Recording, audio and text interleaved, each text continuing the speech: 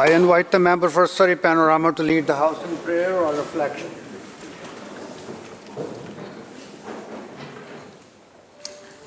Thank you, Mr. Speaker. As we all know, as we see the signs of spring, we know that spring has sprung. Mother Nature is showing us all its beauty and all its glory. After a winter's sleep, we're seeing the daffodils bloom, the crocuses were out, and now you've got the lilacs about to bloom as well. And as we reflect on the bounty of Mother Nature, let us also think of all those around the world who are going through some very turbulent times, whether it be in the Middle East, whether it be in the Ukraine, whether it be in parts of Africa. There are those who would welcome signs of spring that would bring them peace and joy. Let us today remember all of those who do not have the privilege of living in a safe, secure place like we do. Let us remember today all those who go hungry, all those who yearn for signs of spring and to be embraced by everything that new beginnings have. Let us remember today to be grateful for what we have.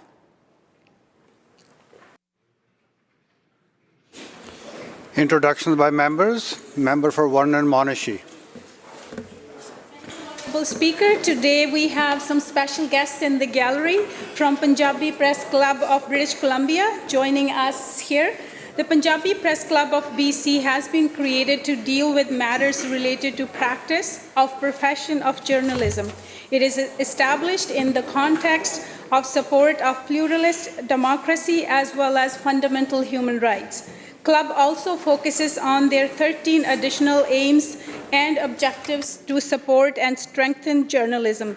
Our guests in the gallery are Baljinder Kaur from Sanja TV Punjab, Khushpal Singh Gill from Sach Di Awaaz newspaper, Baldev Singh Maan from Red FM radio, Dr. Gurvinder Singh Taliwal, freelance journalist, Kamaljeet Singh Randhawa from SW Media Group, Rashpal Singh Gill from Punjabi Tribune, Bakshinder Khela, freelance journalist, Vinny Comboy from Connect FM radio, Kuldeep Singh from FYI Media Sanja TV Punjab radio, Santosh Singh Mandir from Indo-Canadian Times.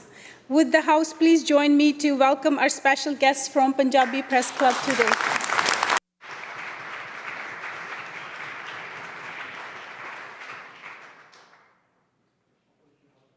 House Leader.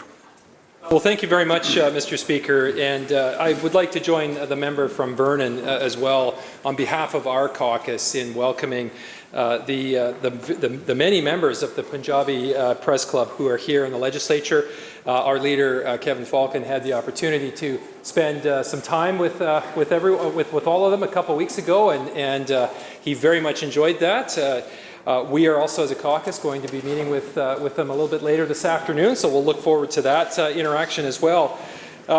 Specifically, Mr. Speaker, I would like to welcome Baljinder Kaur, President FYI Media, Sabja TV Radio Punjab, Kuldeep Singh, FYI Media Sanja TV Punjab Radio, Khushpal Singh Gill, Secretary of Sach Di Awaaz newspaper, Baldev Singh Maan of Red FM Radio, Dr. Gurvinder Singh Dhaliwal, a freelance journalist, Saktal Singh Mander of Indo-Canadian Times, Kanwaljit Singh Randhawa of SW Media Group, Rakpal Singh Gill of Punjabi Tribune, Sukhmander Singh Brar of ICOM Media Group, Vinny Combrao of Connect FM Canada Radio, Bakshinder Khela, freelance journalist, and Rajesh Ansal of Ansal Media Group. Again, it's a tremendous honor for all of us to have you with us here today, and we'll look forward to seeing you later this afternoon. Please make them welcome.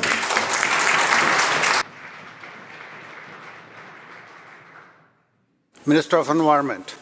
Thank you very much, Honourable Speaker. Joining us in the precinct for some time today, as well as in the gallery, are two very old friends of mine from my time in Terrace, Gail Murray, Frank Rowe, along with their grandson, Christian Thompson.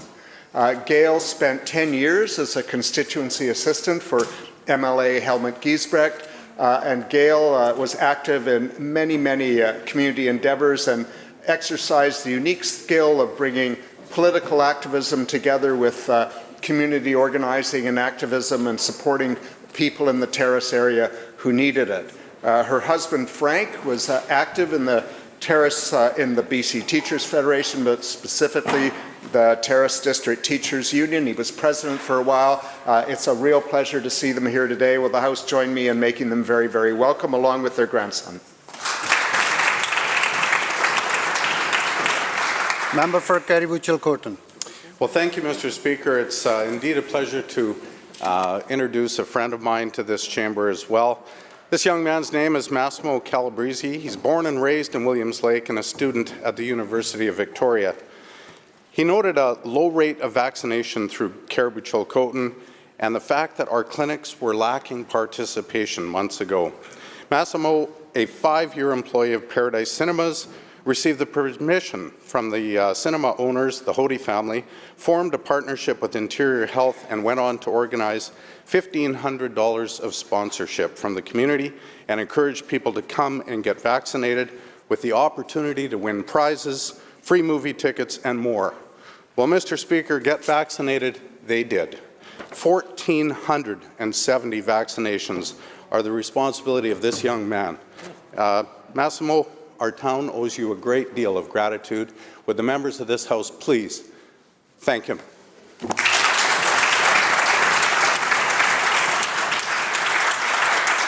Member for Burnaby North. Mr. Speaker, I'd like to introduce a guest I have here today, Lauren Crawford. Lauren and I first met, I was getting my passport renewed. And I stood in line, I ended up at his wicket, and he's processing my passport, and it says on there his occupation, union educator. And so he's very surreptitious. He says, union educator? Geez, how do I get involved in my union? And I say, well, I happen to work for your union. And 24 years later, he is a program officer with the Public Service Alliance of Canada, working in the Education and Organizing Department. So please join me in welcoming Lauren Crawford.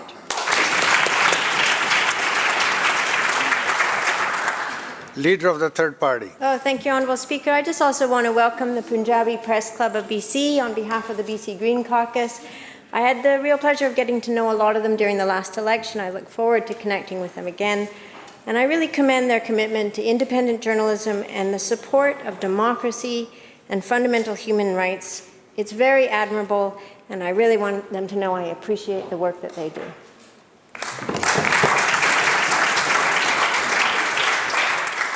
Member for Surrey Panorama. Thank you, Mr. Speaker.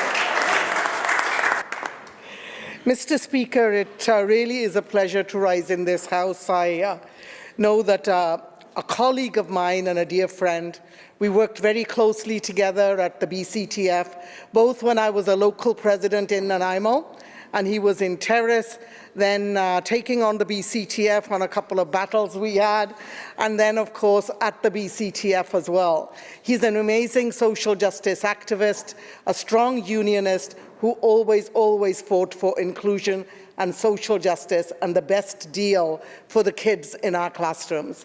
You know, you often hear, he's a unionist and a labor activist, but I find that labor activists and unionists are also the best social justice activists. So please help me to welcome into this House Frank Rowe, a dear friend.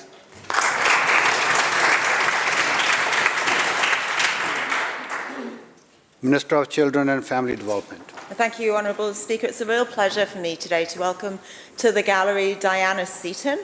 Although she's a Langford resident, I've actually known her and worked with her since about 2007, because she was elected to the School District 62 School District Board in 2005. And before that, she'd been in public service in the BC Library, on the BC Public Library Board. And she has served on very many committees, and again, we worked together on the Victoria Family Court Youth Justice Committee, and also on the West Shore Literacy Committee as well. Her family has deep roots in the West Shore, and she works really hard on behalf of children, youth and families across our community. Would everybody please show their appreciation and make her welcome? Member for North Vancouver Seymour. Thank you, Mr. Speaker. And I'd like to introduce to the House friends and constituents, apparently they can be both, who I have known for quite some time as our children went to school together and we were on numerous committees together, most of the time agreeing with each other. So Sheila Balzar is here. She lives in Lynn Valley, and her kids and mine went to school together. And Betty Babbage is Sheila's mum, also lives in Lynn Valley, and then friend Monique Cloutier, who is actually from Vancouver Fairview. So I hope that the House will offer a lovely welcome to these folks. Thank you. Member for Chilliwack.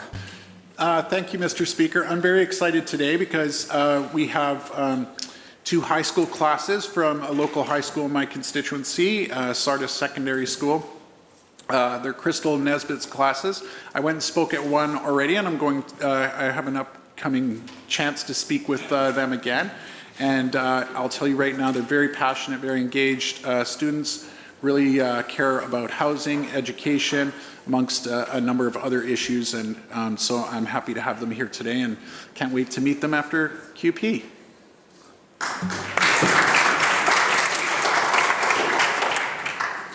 Member for Chilliwack Kent. Thank you. I am very happy to join my colleague from Chilliwack in introducing students from Sardis Senior Secondary, which is where I graduated from as well, to the precinct today. These grade 11 students are part of the French Immersion Program. Maintenant en français. Je suis très heureuse à présenter aujourd'hui des élèves de Sardis Senior Secondary, qui est aussi l'école dont j'ai obtenu mon diplôme. Dans l'enceinte aujourd'hui, ces élèves de 11e année font partie d'un programme d'immersion français. La maison pourrait-elle se joindre à moi pour les accueillir? Would the House please join me in welcoming them?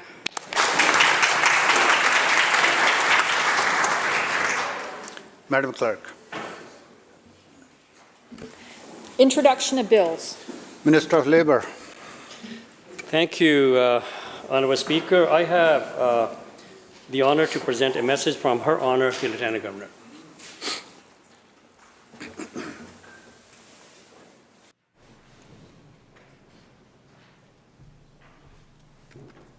Her Honour, the Lieutenant Governor transmits herewith Bill number 10, Untitled Labour Relations Code Amendment Act 2022, and recommends the same to Legislative Assembly. Minister of Labour. Thank you, Honourable Speaker. I move that the bill be introduced and read a first time now. Mr. Speaker, I'm pleased to introduce Bill 10, the Labour Relations Code Amendment Act 2022. The bill amends the Labour Relations Code to establish two significant improvements for workers and further our progress on government's commitment to ensure that every worker has the right to join a union and bargain for fair working conditions. First, the proposed amendment will establish a single-step union certification system which will support employees in exercising their charter right to free association and their constitutionally protected right to choose union representation in their workplaces. This bill will ensure that they can exercise this right without interference by employer. A single-step process is often referred to as card check system.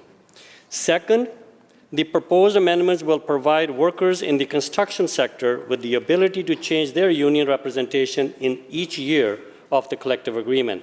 This change responds to the unique nature of the construction sector. Mr. Speaker, these changes recognize the importance of ensuring that the workers across BC have a say in their working conditions and can exercise their constitutional right to make a choice about union representation. Thank you. Members, the question is the first reading of the bill. All those in favour indicate aye. Aye. Opposed? Motion carried. Minister. Mr. Speaker, I move that the bill be placed on the order of the day for second reading at the next sitting of the House after today. You have heard the motion. All those in favour indicate aye. Aye. Opposed? Motion carried.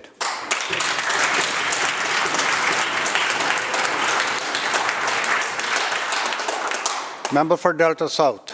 Thank you, Honourable Speaker. I move that a bill entitled Preserving Brunswick Point for Agriculture and Migrating Waterfowl Habitat Act 2022, of which notice has been given in my name on the order paper, be introduced and now read for the first time. Mr. Speaker, today I rise to introduce this bill for a second time because the history of Brunswick Point has been a lengthy and painful one for several Delta families. This began back in 1968 when the proposal to build a coal terminal at Delta Port and a railway line through the Delta farmland was raised, and with it came the expropriation of 4,000 acres of prime farmland in West Delta. After many years, the government realized this expropriated land was not necessarily needed as part of the port expansion and offered to sell most of these farms back to their original owners. However, more than 600 acres of Brunswick Point farmland was held back by the Crown and not sold back to the original owners, but rather leased back to the farm families with short-term leases. This bill seeks to protect Brunswick Point, a triangular-shaped piece of land that borders the ocean, the Fraser River at Canoe Pass, and features 7 kilometres of dike walking trails. This farmland boasts exceptional Class 1 soil that grows BC's very best potatoes, and most importantly, this particular area is world-renowned as a resting stop for migrating Canada geese, snow geese, swans, and snowy owls. The leftover morsels of potatoes, grain, and corn make excellent feed for these resting birds. This parcel of land is also only 2 kilometres away from the Rifle Bird Sanctuary. Mr. Speaker, being precariously close to the Delta Port and Container Terminal and a massive warehousing development next door at Tawasin First Nations, it is vitally important that this precious 600 acres of farmland continues to be kept in agriculture and wildlife habitat in perpetuity and be sold back to the local farmers or offered back with long-term leases. This bill aims to protect the Brunswick Point farmland and bird habitat from any future economic development. Thank you, Mr. Speaker. Member, the question is the first reading of the bill. All those in favour indicate aye. Aye. Opposed? Motion carried. Member. Thank you, Honourable Speaker. I move that the bill be placed on the orders of the day for second reading at the next sitting of the House after today. You have heard the motion. All those in favour indicate aye. Aye. Opposed? Motion carried.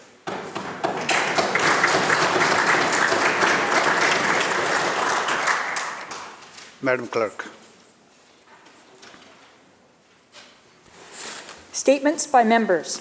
Member for Surrey Green Timbers. Thank you, Mr. Speaker.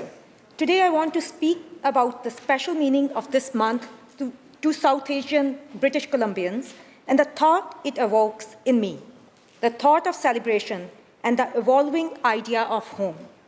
April, as many know, is Sikh Heritage Month, and it presents not just an opportunity for us to celebrate our heritage and our contributions to this magnificent province, but also to recognize the history of movements and struggles in making this our home. Cultural celebrations make us feel at home, and the biggest celebration this month is of Vaisakhi.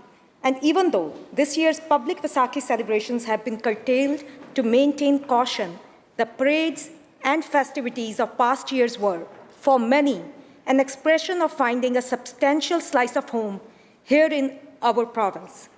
Today, this is where our families thrive, where we work, play, and build lives, and here is where we carry on the torch of past and present movements to brighten our tomorrow and strengthen our idea of home.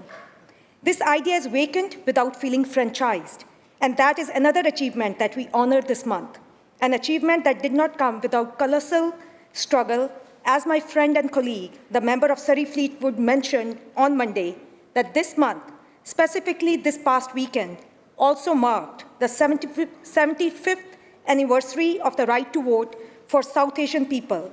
And as we celebrate it today, we also recognize our complex and difficult past here. True reconciliation with our past cannot be achieved without truth itself. And I am glad to be part of a movement to embrace historical truth and look forward to an equitable and just future for all of us. As we all celebrate and honor this month, I would like to invite my friends and colleagues here and people all over BC to celebrate and recognize with us our common and unique histories in a place where we all bring our idea of home. Thank you.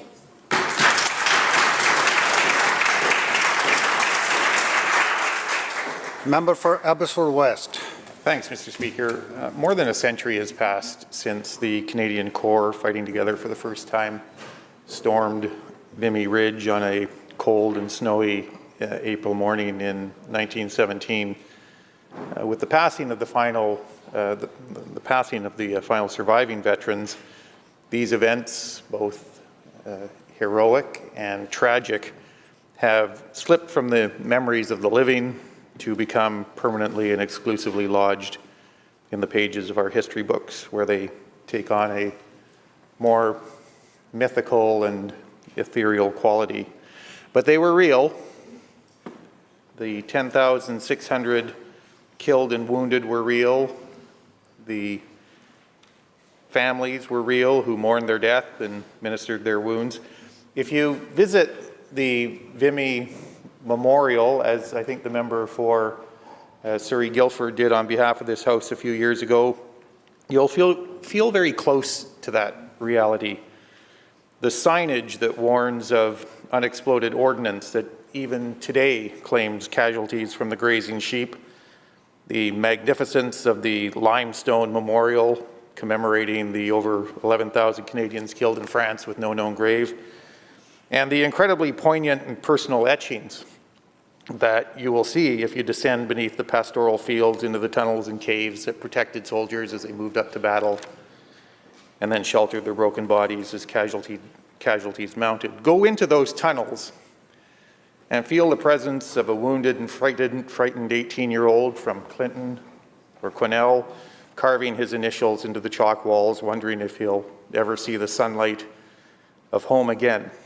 And this year, a century after the war to end all wars, let us remember that not so far from Vimy, young children huddle in dirty, squalid basements and cellars, terrified as the bombs and artillery fall around them, making them wonder if they will live to see the sunlight again. Member for Victoria Beacon Hill. Thank you, Mr. Speaker. The arts connect us to each other, to our communities, and to ourselves. Artists, authors, and musicians showed their resilience and their creativity throughout the last 2 years. Over the weekend, as has already been mentioned, Alex Cuba, former Victoria resident, I might add, won the Grammy for Latin Pop Album for Mendo, an album he recorded in his living room in Smithers. Also during the pandemic, Victoria's Theatre Scam took their show on the road, literally the side of the road, keeping theatre and connection alive by bringing their show to people. They brought art and hope and optimism while also tackling big issues like anti-Black racism. And they did it by donation. Thankfully, they are now back to productions and theatre classes, inspiring a love of art and expression in children and youth, including, Mr. Speaker, my 2 children who recently made their stage debuts as a monster and a tech-savvy princess. In the summer, during the annual Scampede, you'll find original shorts performed live alongside local bike trails.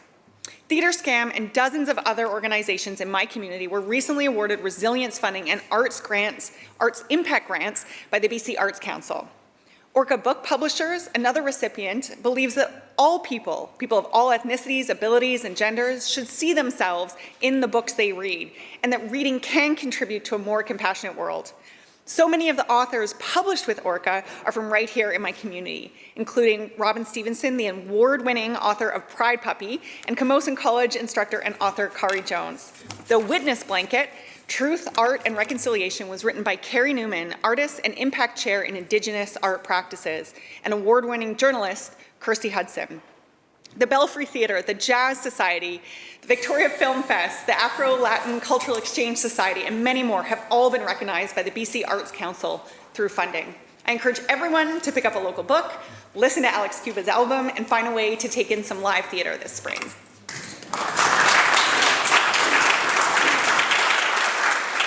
Member for Fraser-Nicola. Thank you, Mr. Speaker. 9 months. What can happen in 9 months? You could conceive and welcome a fully developed baby into this world. You could begin and end a K-12 school year. You could build a new home. To sum it up, there are many incredible, significant things you could do in 9 months. But when we look at the recovery effort of 9 months, after a devastating wildfire ripped through Lytton, in areas under federal jurisdiction, we see that they've cleared the surface debris and foundations of the buildings they lost. They are well on their way to setting up temporary housing for their community members. Perhaps by the end of this month, their people will be coming home. Contrast this with the village of Lytton, under provincial jurisdiction, where very little has happened in nearly 9 months. Residents like Denise O'Connor report they still have security fencing around the village. Residents must get permission to access their own property. A partial cleaning of debris from municipally owned properties is happening. Hydro and telephone wires still piled on the streets. Not a single foundation removed. No soil remediation, no infrastructure repaired, no hydro, and no 911 service. In nearly 9 months, 280 days to be exact, people in the village of Lytton continue to look to this government for action, for hope, for renewal. Keep the statement non-partisan, please. And optimism for the future. Mr. Speaker, 9 months later, so far it's been a very difficult delivery. Members, all statements must be non-partisan in this session. Next member is Vancouver West End. Thank you, Honourable Speaker. I ride my bike to work. I ride my bike to the library with my son. I ride my bike to get groceries. I ride my bike for fun. I ride my bike to fight climate change. I ride my bike to stay fit. I ride my bike to beat the traffic so I don't get stuck in it. I often ride an electric bike, yes, electric with the letter E, and many more are now too, now that we got rid of the PST. But riding bikes isn't always fun, and sometimes it can really suck. Like the time the car driver doored me, and all I could say was, fudge. I ride my bike in rain, snow, sun, or sleet. My son thinks my bike is pretty neat. It's not always safe out there, so be aware of those who bike, roll, or walk. I hope you'll join me in making it safer once I finish this little talk. Many of our roads weren't designed with people in mind. No, they were designed for the car, putting safe walking, rolling, and biking as a dream for some too far. But it doesn't have to be that way. No, not today. Our governments need to invest. Roads that are safe for people to walk, bike, and roll are really the best. As gas prices rise and the world burns because of climate change, it's high past time our transportation system gets a real rearrange. Building more all ages and abilities bike paths and trails are part of what we must do.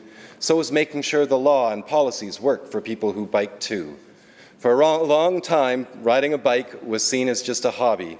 But now there are so many of us who do. We've become a more effective lobby. So I say thank you to all who are making the change by getting on a bike. I wish you safe riding, and that making it safer makes it something for all of us to really, really like. Thank you, Honourable Speaker.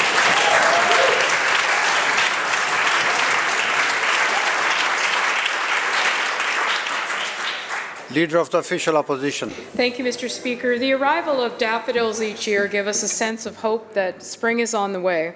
They also announced the arrival of the Canadian Cancer Society's Daffodil campaign for cancer awareness. The annual campaign calls Canadians to take action and support the nearly half of Canadians expected to be diagnosed with cancer in their lifetime. Donations raised through the Daffodil campaign support programs nationwide that contribute to world-leading research to change the future of cancer. Research is essential in our fight against cancer, helping us to better prevent, detect, and treat cancer and provide all Canadians with hope. All of us have been impacted by cancer in some way, including a number of our colleagues in the House who inspire us with the courage they have shown in their battle with cancer. Research gives us hope for future breakthrough discoveries that will enable people to live longer, fuller lives. The Canadian Cancer Society's Daffodil campaign mobilizes dedicated supporters and volunteers who are the foundation of comfort and care to those fighting cancer. Compassionate support programs are in place to provide people with care and connection at a time when it is most needed, ensuring that no one has to face cancer alone. The Canadian Cancer Society wants us to help hope bloom and reminds us that hope is more than a word, it is an action. So what can we do during the month of April? You can volunteer donate, host a fundraiser, wear your Daffodil pin, share the message, and perhaps most importantly, support those who you may know that are facing a fight for their lives. This month, let us all find ways to raise awareness, support cancer research, wear your Daffodil proudly. It is a symbol of strength, resilience, and hope for the future.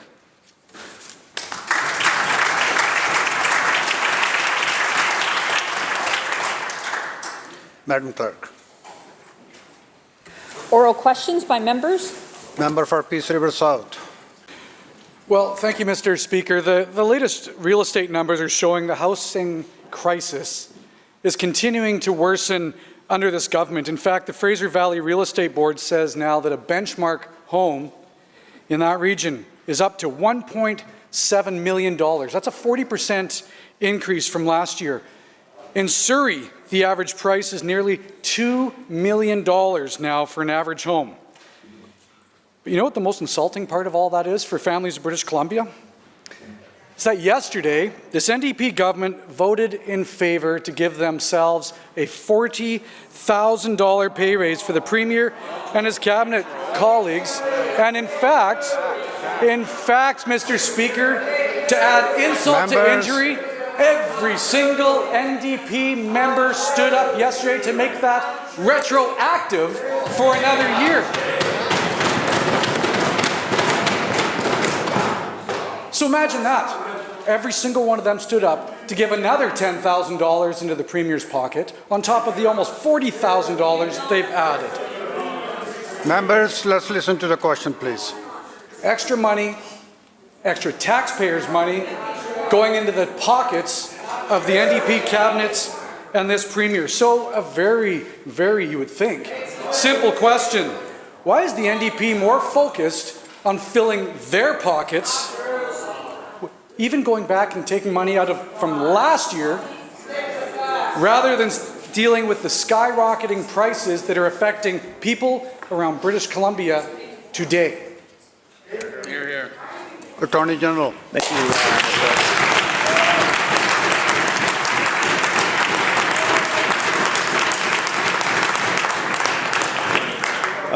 Honourable Chair, some important numbers being released today by my colleague, the Minister for Jobs.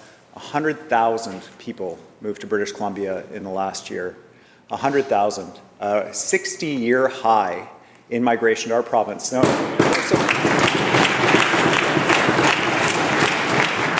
there are some good reasons for that. There's some good reasons for that. Our economy is leading Canada. We managed COVID and kept schools open for families. There's an opportunity and success that people can find here in British Columbia. But it brings with it challenges, and the member has raised one of them. We have housing supply that is not keeping up with population.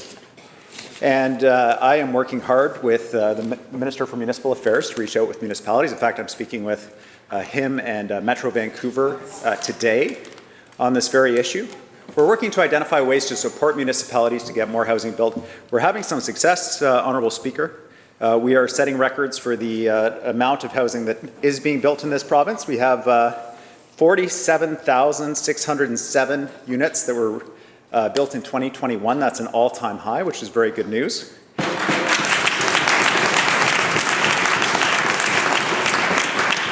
But we have a lot more work to do, and I thank the member for his important question. Member for Peace River South, supplemental. Well, I do appreciate that the minister is acknowledging the NDP failures of not keeping up with supply and demand in the province when it comes to building housing. It's not just me saying that. In fact, the NDP friends in the Canadian Centre for Policy Alternatives has even come out and said that this government has failed to deliver the affordable housing units that they have been promising this people in this province. In fact, you look at Surrey alone, renters in Surrey were promised a renter's rebate. 2 straight elections now, not only they, but every renter in this province has been promised that renter's rebate, and now rent is $270 more a month just in Surrey. So a renter's rebate was promised. They failed to deliver on that, but instead yesterday, as we know, the NDP had no problem giving themselves a raise and making that retroactive to last year. So since it seems to be good enough for the NDP, Will they stand in the House today and say, since they're working on the renters rebate, will they now make that retroactive for the renters in BC?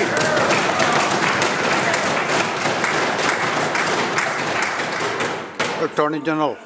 Thank you, Honourable Speaker. Well, if I were that member, I wouldn't compare government records on housing, frankly.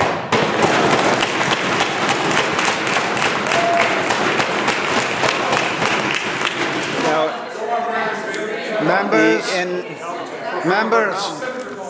Members.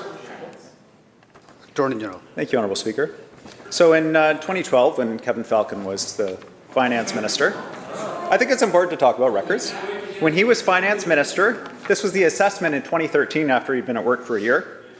After a small contraction in 2011, BC housing starts improved by 4% in 2012. However, home construction has been notably weak in the latter half of 2012, with starts posting declines of 2.8% in the July to September quarter and 14% in October to December. We posted quarterly contractions in the final 2 quarters of the year to suggest further weakening in BC home building going into 2013. Now, Honourable Speaker, contrast that with this year. In 2021, housing starts increased by 25.6% to 47,000, reflecting a 35.2% increase in permitting for single detached dwellings and a 19.8% increase for multiple dwelling buildings. In 2012, 1,948 purpose-built rental registrations, 1,948. In 2021, 13,133.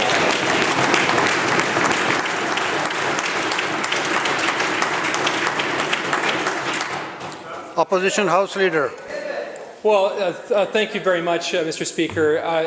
Among the statistics that the minister just rattled off, there's a couple important ones that he's neglected to mention. Under the NDP's watch, under this government's watch, we have the highest housing prices in British Columbia's history, and we have the highest rent increases that British Columbians have ever seen. And this was the government, this was the party that was going to solve affordability, and especially housing affordability. It's been an abysmal failure on this government's watch. Now, while the NDP cabinet was busy providing themselves with a pay raise, and as we learned yesterday, it will be retroactive to last year, a retroactive pay raise for cabinet. Students are being forced to camp outside just to attend their university. Daniel Drury is a student who was forced to buy a van in order to have a place to live while he studies here at the University of Victoria. He says, and I quote, "I've been surprised by how many people have done it or know someone who's done it. There's definitely times where I've been like, oh my God, why am I doing this?" End quote.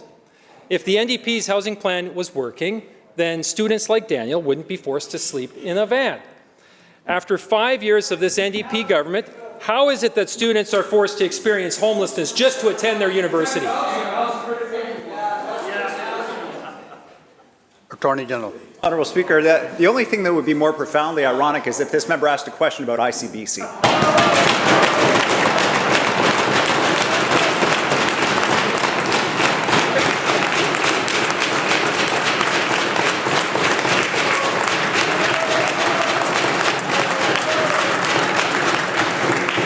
We are building almost 5 times the amount of student housing they built at just the University of Victoria in the whole 16 years they were in government. In one project.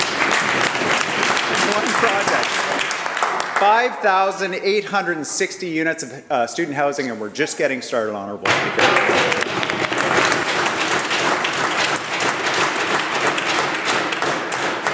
Opposition House Leader, supplemental. Well, thank you, Mr. Speaker. Well, the CCPA has said over and over and over the last number of years that the NDP are counting homes that haven't even been opened yet. They haven't been opened yet.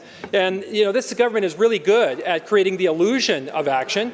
They talk often about the student housing that they've created in Kamloops at TRU. There was a big, huge announcement of hundreds of additional units that were created. But, Mr. Speaker, the one detail that was missing was what the government did was they forced the university to acquire an existing apartment building which already had been providing student housing for the past 30 years. There was no increase in housing units. And so at TRU and at UVic and at universities all across this province, there are countless numbers of students who don't have the housing that they need. And instead of this government putting students first and helping students put a roof over their head, this cabinet over here, supported by all of the backbenchers, endorsed a wage increase for cabinet that's now retroactive to last year. Shame on this government. Shame on this government. So again, to the housing minister, how can the Premier and the Cabinet possibly give themselves a pay raise retroactive to last year while they're leaving students flapping in the wind when they're trying to get an education?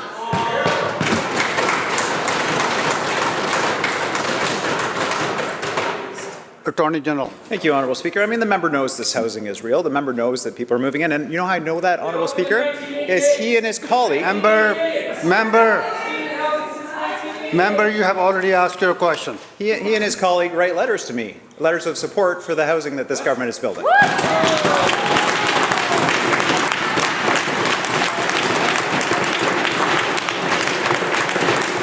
And I receive them gladly. I receive them gladly because I know the housing is needed, they know the housing is needed, and we are funding that housing. And the students need it, the seniors need it, and so many other people need it. This seems like a good opportunity, Honourable Speaker, to provide an update on our 114,000 unit housing plan. We have 11,000 units complete, 10,000 units in active construction, of a total of 35,501 units funded. Thank you, Honourable Speaker.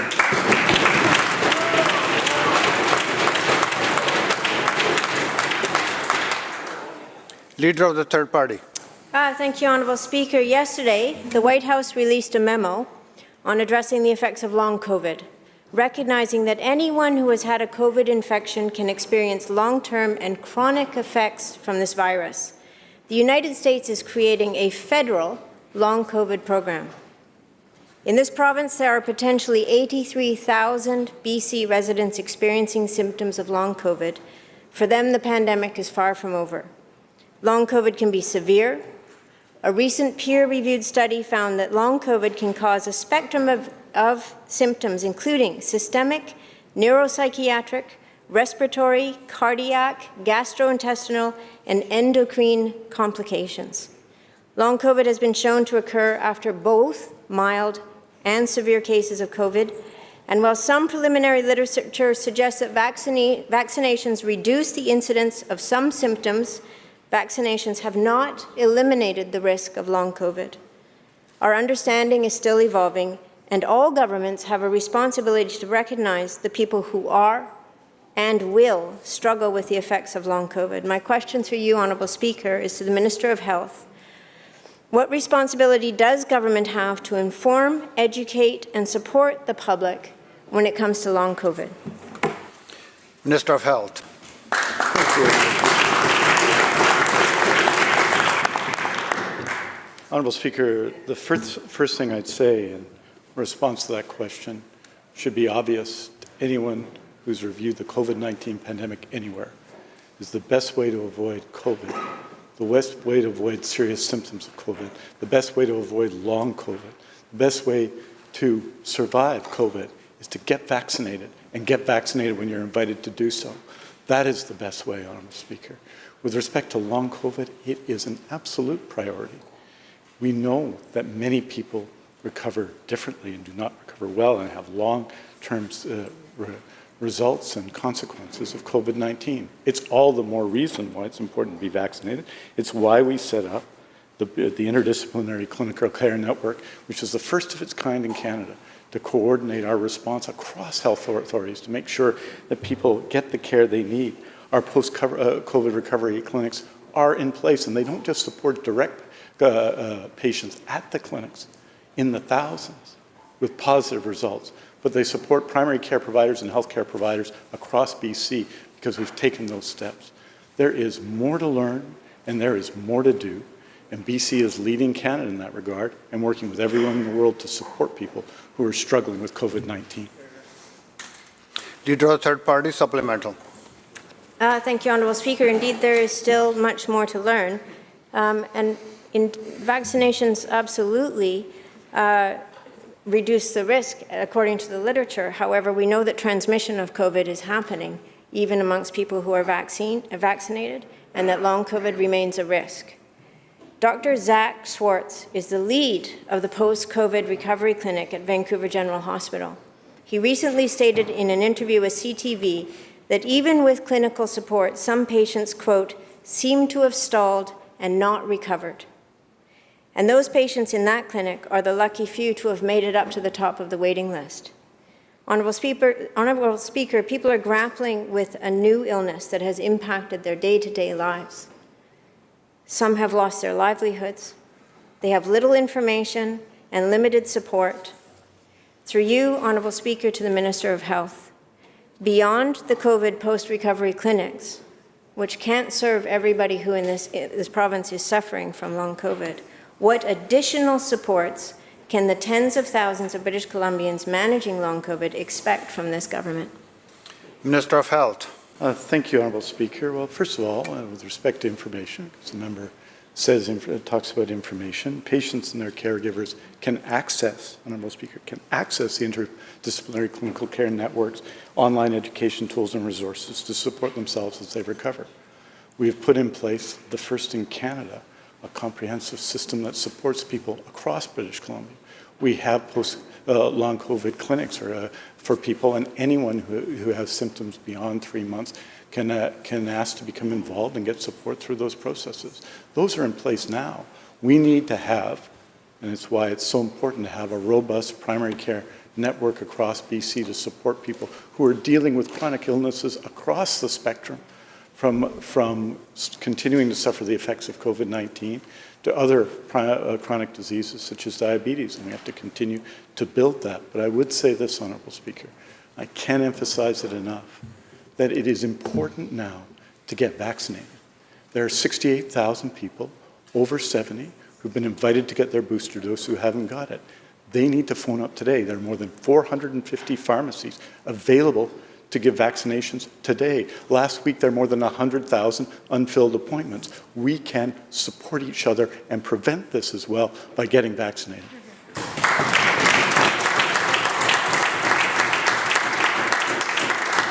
Member for Kamloops North Thompson. Thank you, Mr. Speaker. Well, we know this government can move at lightning speed if it suits them, be it an FOI fee to restrict access and being signed off within 15 minutes of legislation, or when it comes to their own pay, especially if it can be retroactive pay raises to the Premier and to the Cabinet. That seems to be moved along very quickly. At least it wasn't backdated, I guess, just retroactive. But when it comes to the people of Lytton, it's been 280 days and they still have no idea when they can go home. Hydro, telephone lines, they're piled up on the streets. No infrastructure repaired. And there is not even hydro or 911 service, Mr. Speaker. And I know the minister will get up and talk about the flood event. I'll remind the minister that flood event happened 5 months after the fires. It's now been another 4 months after the flood event, and people still deserve action on specific timelines and specific actions that are going to be taken so they know when they can get home. They don't need excuses anymore. To the minister, when will Lytton be rebuilt, and when will people have the opportunity to go back to their homes?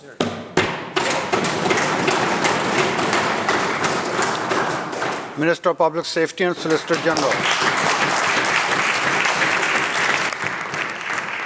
Thank you, Honourable Speaker, and I thank the member for the question. And there is a significant amount of work that is underway at Lytton. As the member may well know, the contracts have been awarded for debris removal. Debris removal has started. There has been the assignment of an assistant deputy minister to work very closely with the community of Lytton on a full-time basis on the recovery process. In terms of the hydro and the power lines and the power poles, as the member well knows, that decision has been made now by the community of Lytton in terms of that replacement. They were looking at wanting to put those services underground. The community had a view that that was going to take too long. They have decided to put the power poles back up. That removal will take place. BC Hydro is going to be paying for the cost of installing those poles, no cost to the residents. I can also tell you that in terms of the permitting required, we have worked very closely with the insurance industry to ensure that those who are insured, those who have no insurance, or who are underinsured will not have to pay for any of the archaeological work. That the permit is held on a single basis, so they're not going to have to go through the process individually. There's a significant amount of work. We're working very closely with the community of Lytton. We all want to see it rebuilt as soon as possible, and that work is underway. Member for Kamloops North Thompson, supplemental. Well, thank you, Mr. Speaker, and hopefully the Minister and the Cabinet can understand why the residents of Lytton feel that the priority seems to be retroactive pay raises for Cabinet and not their living circumstances. This is very clearly a tale of two different government approaches. In areas that the federal government has taken the lead on recovery and rebuilding, people will be back in their homes as early as the end of this month. In the areas that this provincial government has been working, people still don't even have their debris moved yet. So again, when will the minister have a firm timeline that they commit to so people know not the theoretical work that's being done, but the actual timelines when they can actually get back into the area and actually start working on their own properties and get their homes rebuilt and get back to their own lives? Minister. Thank you, Honourable Speaker. Providing supports to communities isn't theoretical. Ensuring that they've got the supports while a community is being rebuilt is not theoretical, Honourable Speaker. Picking up the permitting process, which they were very much concerned about, and in terms of we're limiting their ability to start that rebuilding process, and making sure that they don't have to worry about those costs is not theoretical, Honourable Speaker. The debris cleanup is underway. That is a particularly challenging and new site, and it's unfortunate that the members opposite don't want to recognize that. We worked very closely with the federal government to ensure that those First Nations communities who are in the village of Lytton, for example, which was the part that was most devastated, are going to get rebuilt as well, and the federal government has made that commitment. As I said, we've ensured that the permitting process is being held by one individual, so individuals in the community don't have to go through that process themselves. They don't have to pay that money. That work is underway. And with the removal of the debris, then the rebuilding process is going to start, and you will start to see the significant improvement and the significant rebuilding that everybody wants to see. There's been commitments from the RCMP in terms of rebuilding. There's been medical services provided that are now being serviced out on the First Nations community. Canada Post is installing mail service for communities. All of those things are happening, and they're going to continue to happen until that community is rebuilt. Member for Abbotsford West.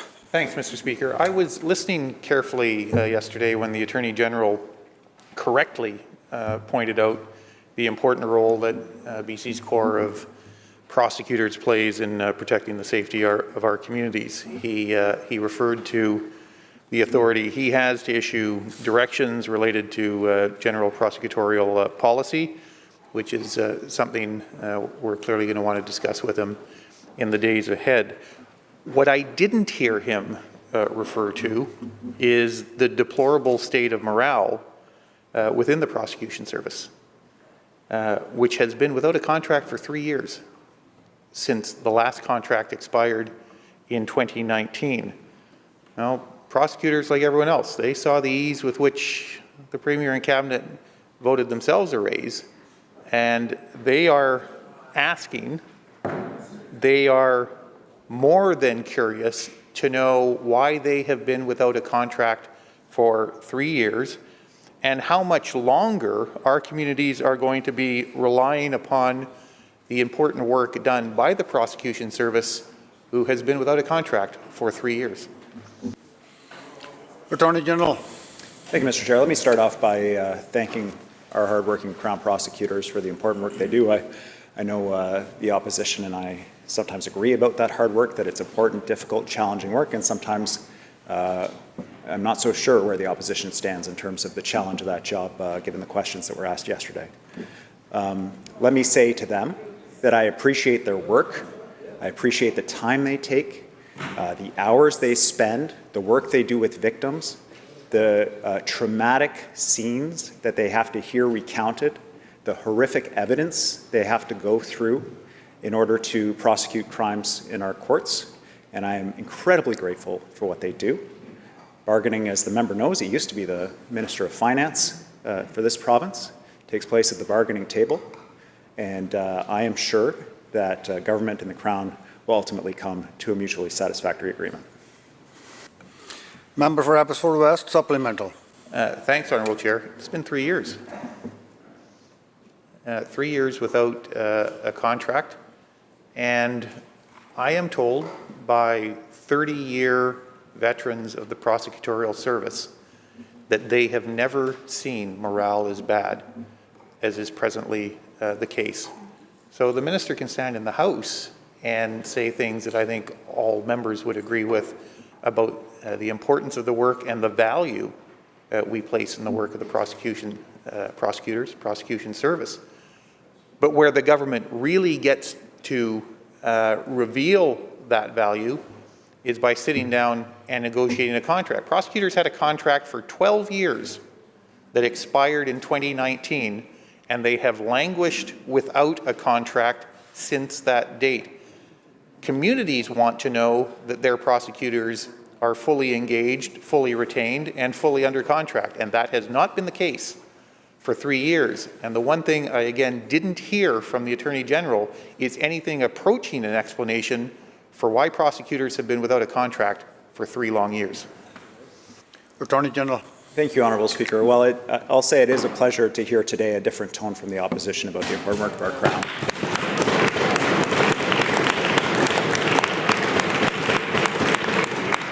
I agree with the member. Their work is important. It should be recognized, and they should be appropriately compensated. That work is happening at the bargaining table. I have confidence in the public servants that are negotiating that, and in the Crown Counsel Association that they will be able to reach a mutually beneficial agreement that recognizes that important work every single day.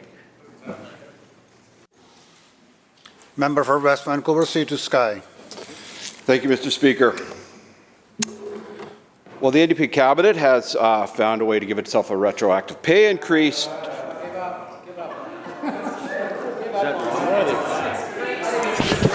Speaker. Members. Speaker. Members. The reality here is that transit users in the Sea to Sky have been without services for over 10 weeks.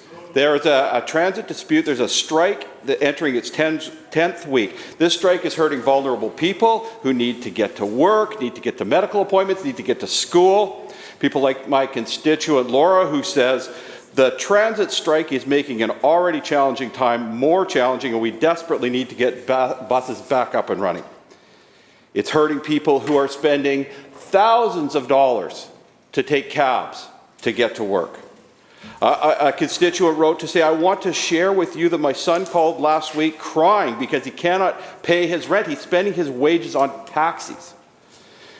People are being forced to walk miles. How much longer will residents have to wait? I have to tell you that the minister, that residents up and down the whole Sea to Sky corridor, it's long past resolution.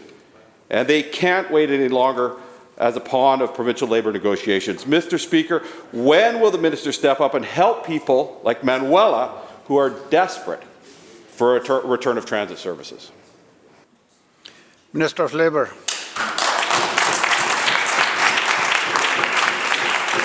Thank you, Honourable Speaker, and I'm fully aware of the situation, Mr. Speaker, and we continue to monitor very, very closely. And I also know that the strike is having an impact on people who are within the Sea to Sky corridor who depend on this service, Mr. Speaker. That's why I met with both sides twice now, and I have made it very, very clear on behalf of those transit users that they need to get back to the bargaining table.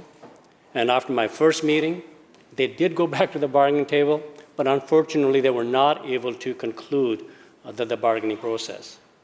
And progress was made, I'm told, But again, Mr. Speaker, I want to make it clear that I and this government fully support the free collective bargaining process. And we must protect the integrity of the free collective bargaining. Any hint of anybody interfering in that process, Mr. Speaker, is not useful. So I would ask the member to be very, very careful that let's work together to encourage both sides to get back to the bargaining table, because the agreement will be found at the bargaining table. Not in this chamber, Mr. Speaker, not outside, not in the media. And I'm encouraging both sides. And I, Mr. Speaker, also have met with both mayors, Mayor of Squamish and Mayor of Whistler. And we have discussed the importance of them getting back to the bargaining table. And we will continue to ask those parties to find a way to get back to the bargaining table. As late as 2 days ago, I met with them again, Mr. Speaker. So therefore, Mr. Speaker, let's protect the integrity of the bargaining table. At the same time, let's encourage those two parties to get back to the bargaining table, because that's where the agreement will be found.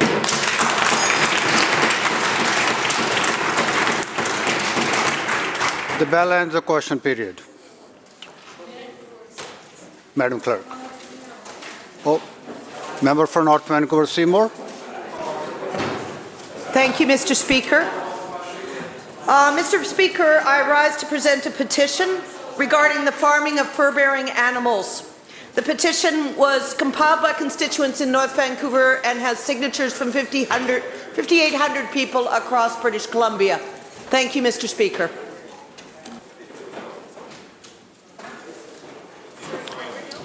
Member for Surrey Cloverdale. Thank you, Mr. Speaker. I rise to table a petition of 627 signatures from Madame Singla, who is looking for financial relief for seniors of British Columbia with regards to dental services. Madam Clerk. Orders of the day. Government House Leader. Thank you, Honourable Speaker. In this chamber, I called continued committee stage on Bill 6, Budget Measures Implementation Act. And in Section A, Douglas Fur Room, I called continued estimates debate for the Ministry of Advanced Education and Skills Training. And after that is complete, then it will be at the estimates for the Ministry of Citizen Services. Committee chairs.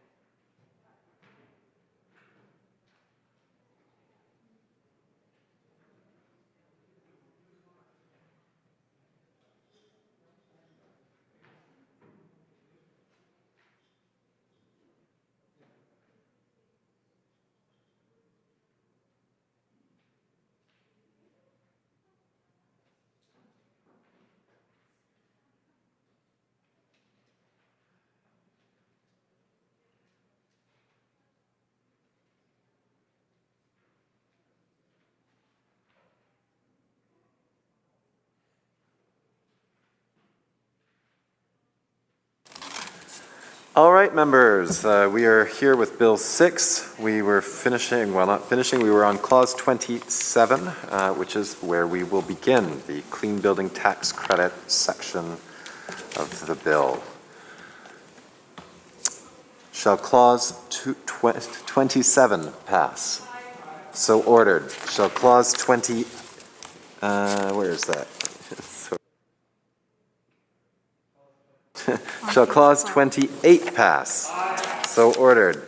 Shall Clause 29 pass? So ordered. Shall Clause 30 pass? So ordered. Shall Clause 31 pass? So ordered. Shall Clause 32 pass? So ordered. Shall Clause 33 pass? So ordered. Shall Clause 34 pass? So ordered. Shall Clause 35 pass? So ordered. Shall Clause 36 pass? So ordered. Shall Clause 37 pass? So ordered. Shall Clause 38 pass? So ordered. Shall Clause 39 pass? So ordered. Shall Clause 40 pass? So ordered. Shall Clause 41 pass? So ordered. Shall Clause 42 pass? So ordered. Shall Clause 43 pass? So ordered. Shall Clause 44 pass? So ordered. Shall Clause 45 pass? So ordered. Shall Clause 46. Member for Kamloops North Thompson on Clause 46. Thank you, Mr. Speaker. So this section appears to be all about adding in a whole whack of definitions, well, three in particular here, around used cars for future clauses when we get to used cars being added to sales tax. I'm just wondering, there's a definition for appraised value, there's a definition for average wholesale value, and a definition for designated purchase price. I'm just wondering, in terms of the average wholesale value, which actual valuation book or method will be used in terms of determining how people would get to that? What would be the official document? Because there are a few different platforms out there to get an average wholesale price off of.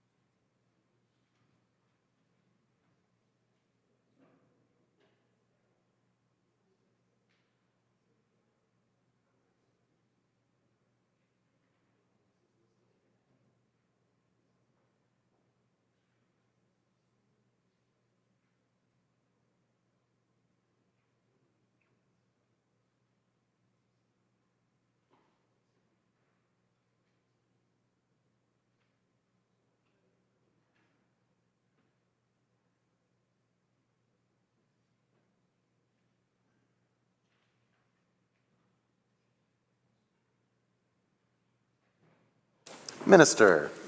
Thank you very much, Mr. Chair. I do want to introduce staff who are here.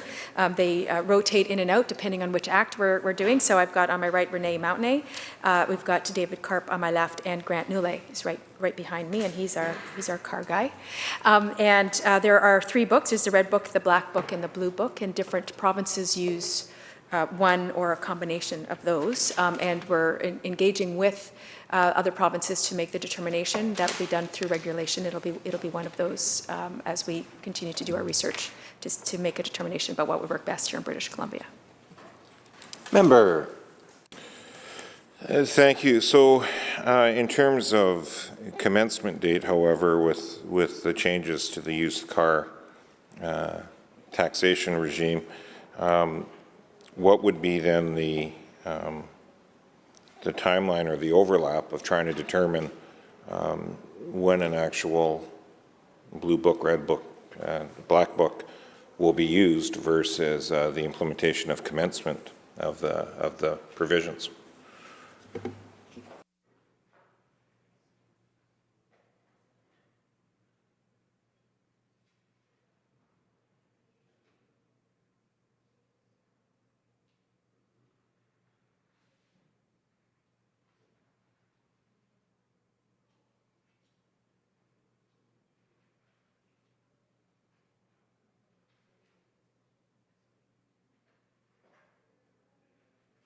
Minister. Thank you very much. So this will take effect October 1 of this year, and the determinations in the regulation will be established before that date. Member. Thank you. And most of the tools that determine a wholesale value have regional components to them. The price of a pickup truck in Fort St. John is going to have a different value to it for the exact same truck than it will in the Capital Regional District because of need and supply and demand and things of that nature with the vehicle. Will this book that's chosen be reflective of regional differentials within the province, or is it going to be strictly one valuation, full stop, regardless of where you are in the province?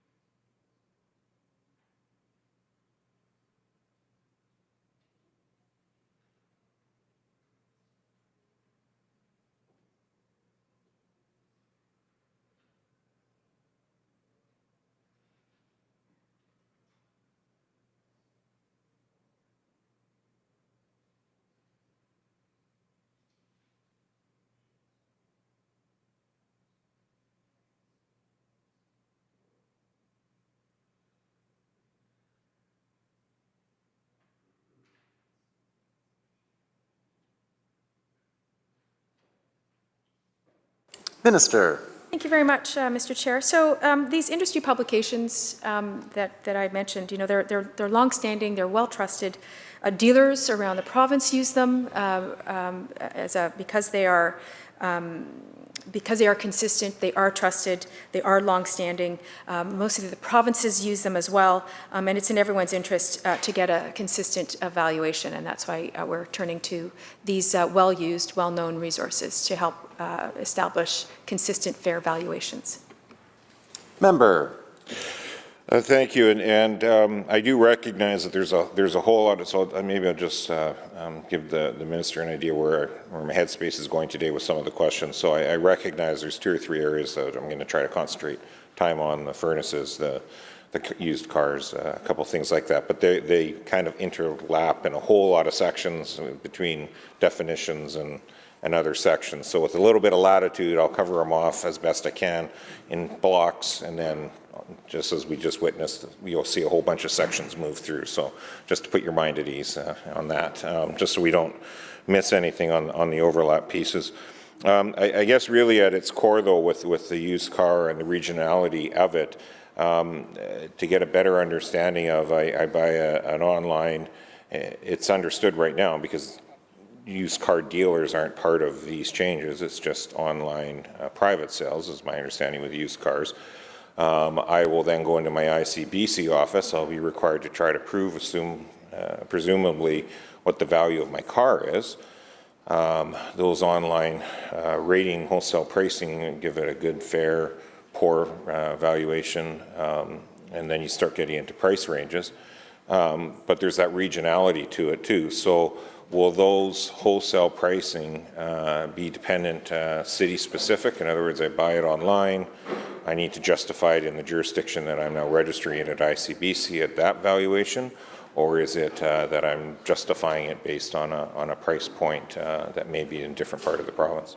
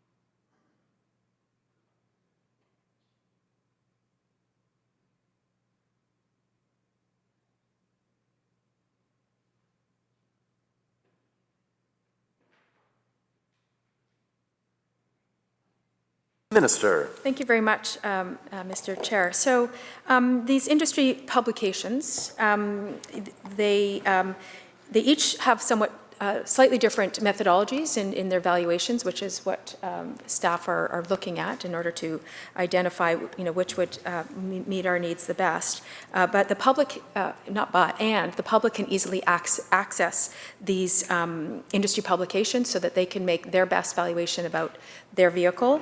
It is organized by province, so they could see within the context of British Columbia. But if somebody doesn't agree with the valuation, if they don't believe that's accurate, then they can go and get an appraisal in their local market to see and get an assessment that they might think might better reflect the value of their vehicle.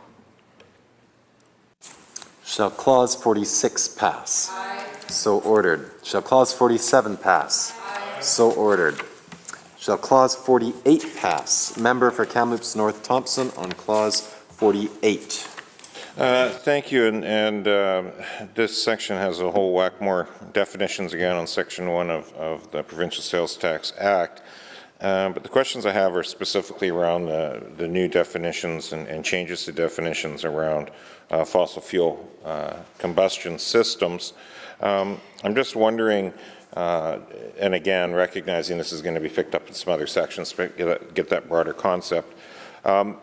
What consultation with industry, with groups that would be associated with fossil fuel burning devices, combustion systems, did the ministry do leading up to the insertion of the tax changes that would make a change to the tax rate to 12%?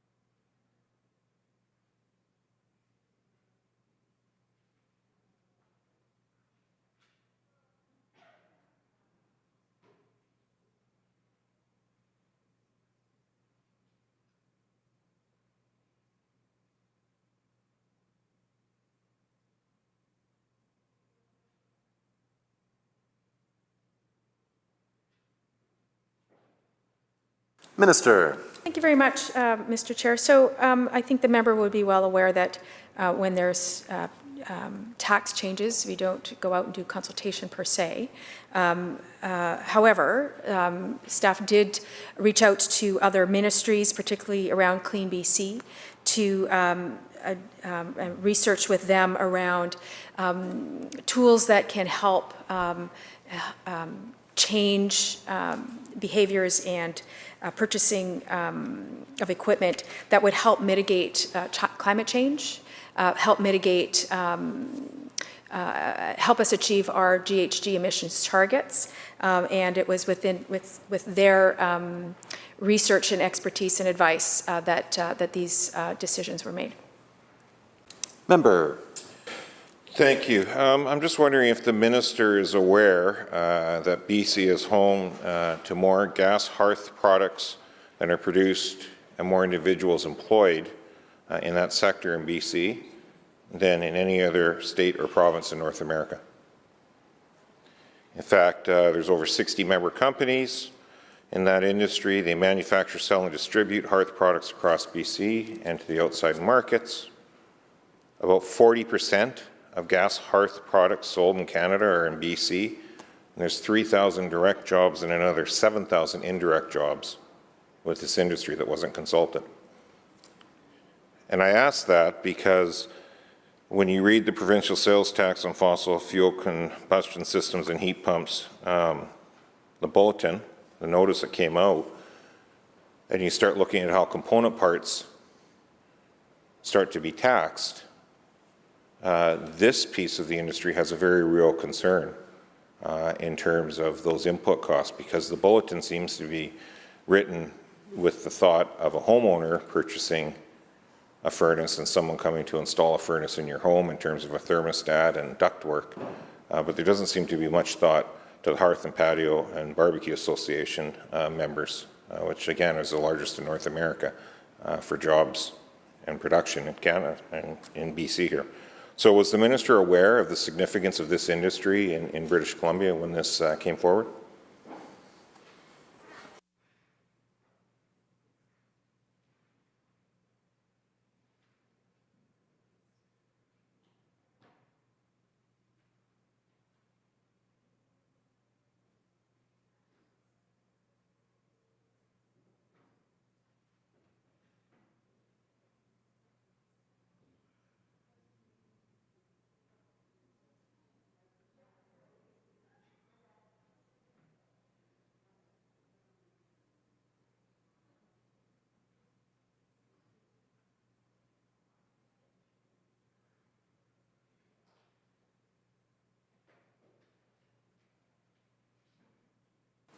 Minister. Oh, welcome to the chair. Thank you.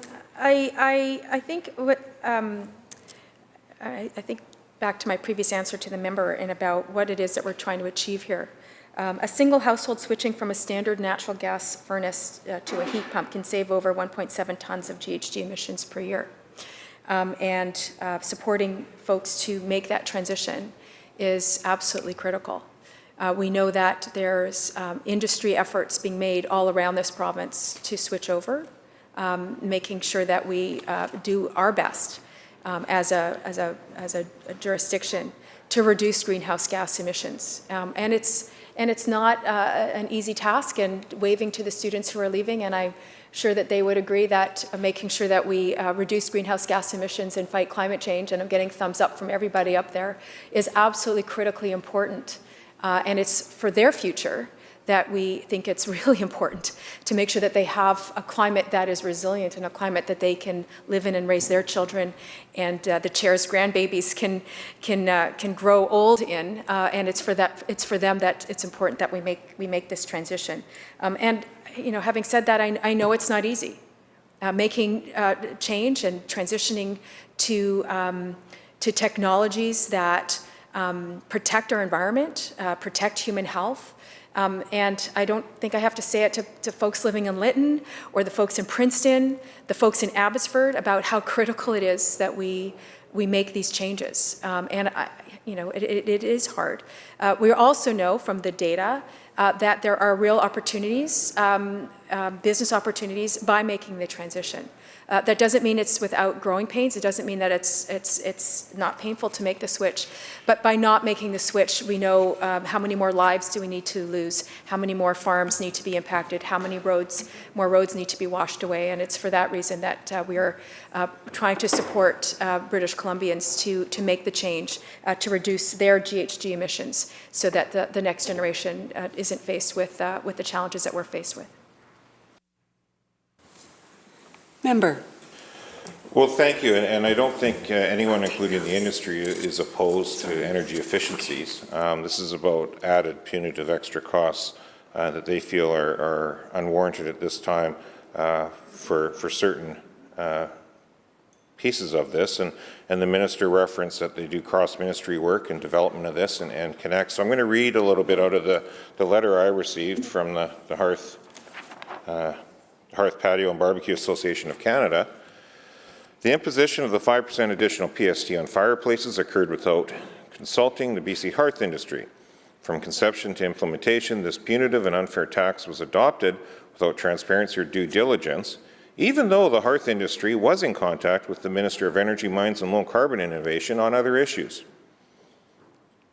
Unfortunately, those two ministries, the minister didn't want to chat about this behind the scenes.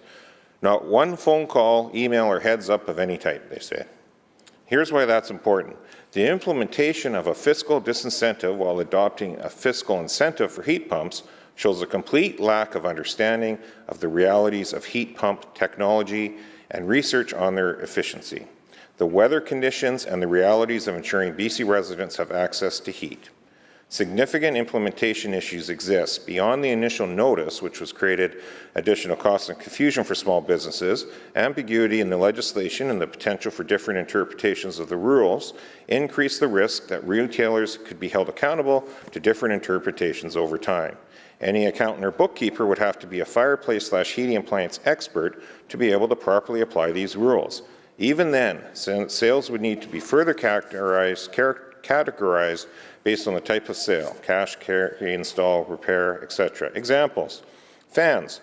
Fossil fuel PST is not charged on fan accessories. So now fireplaces, remember these manufacture fireplaces, so now fireplaces that ship with fans pre-installed are being taxed more than fireplaces that ship with the fan as an accessory. And that's backed up in the bulletin. It says it right there as an example. That means, in many cases, the electronic ignition fireplaces, which are required by legislation to reduce energy use, are being taxed at a higher rate despite legislation and building code and rebates and other directives trying to encourage consumers to choose electronic ignition units for their increased efficiency. Fireboxes. Fireboxes come with burners. It will be administratively impossible for those who do know the billing to know if the liner and the log set from brand X are required or not. They might be required on a Model A, but not Model B, and sometimes on Model C. So why was the implementation date on a tax like this not delayed until after it was presented and proper consultation could be done so that the rules could actually make sense to the realities of how one of the largest manufacturing sectors of its kind in North America operates in BC, but also how these units actually get delivered and get installed. Another example I have is that a thermostat could be charged 0% sales tax, 7% sales tax, or 12% sales tax, and that is on the advice of Ministry of Finance staff to a wholesaler. This seems to be quite a rushed mess in terms of trying to get to the root of what the minister is trying to get at. Is there a willingness to take a step back and get these rules to actually make sense to how the equipment is actually not only manufactured in British Columbia, but actually installed in British Columbia?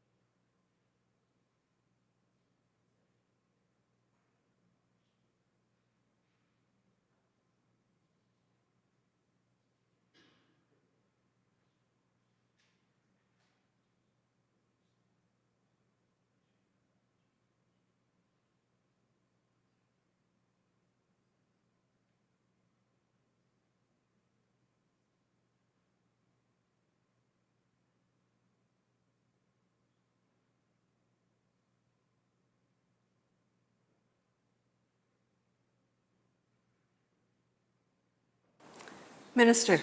Very much, Madam Chair. We brought this in on Budget Day, February 22nd, and the implementation date of April 1st, recognizing that we're trying to balance giving the industry time to adapt and adapt their systems, but also not so much time as to have a run on the old model of taxation. Again, I think the member agrees that helping move people off of gas combustion is a good thing, and using tax as an incentive to help people make the right choice is something that governments often do. And so what we have is, we do have guidance for the industry. I want to remind the member and anyone watching that electric fireplaces are not subject to this additional tax, and that the member was talking about, various component parts might be taxed differently. But really, if you're purchasing a system that uses gas, it is subject to this additional tax. And so the idea is to encourage people to move away from those sorts of systems. Staff are available to help industry make the appropriate adjustments in order for them to be taxing appropriately, given that we are making these changes. Member. Thank you. Well, the budget was introduced February 22nd. The implementation date's April 1st, but in fact, it makes very clear that everything has to be held at February 23rd in terms of any run on taxation changes. In other words, you can still, if you can show a valid contract, you can fulfill that without the added tax for something that happened before February 23rd, actually not April 1st. So that was already being addressed, and it could have actually been moved out further so that we could have a system that actually makes sense. Because here's another group, and this is the Heating, Refrigeration and Air Conditioning Institute of Canada's letter. And this is what they had to say. HRAI has been actively engaged with key BC ministries responsible for Clean BC Climate Action Plan since the plan's inception in 2018. HRAI members understand fully the vital role our industry can play in decarbonizing homes and buildings as we collectively strive to meet British Columbia's climate change mitigation targets and those of the entire country. Our industry has been supportive, and we have provided constructive inputs on appropriate tactics for achieving these goals, tactics that ensure better results through industry buy-in. We believe government and industry collaboration is, and will continue to be, essential to meeting the formidable challenges facing the province as it strives to tackle climate change. It is very disappointing, therefore, that the province would introduce tax measures that affect our sector so directly and so significantly without providing any opportunity for consultation and input. The new measures raise many questions for industry members and will pose some real challenges to implement, especially in the extremely tight time frame provided.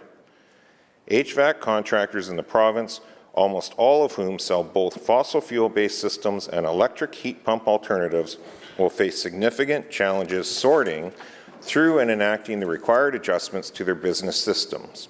Indeed, the hasty introductions of these tax measures risk alienating the very sector that is in a position to act as a constructive partner for the government on its path to a low-carbon future.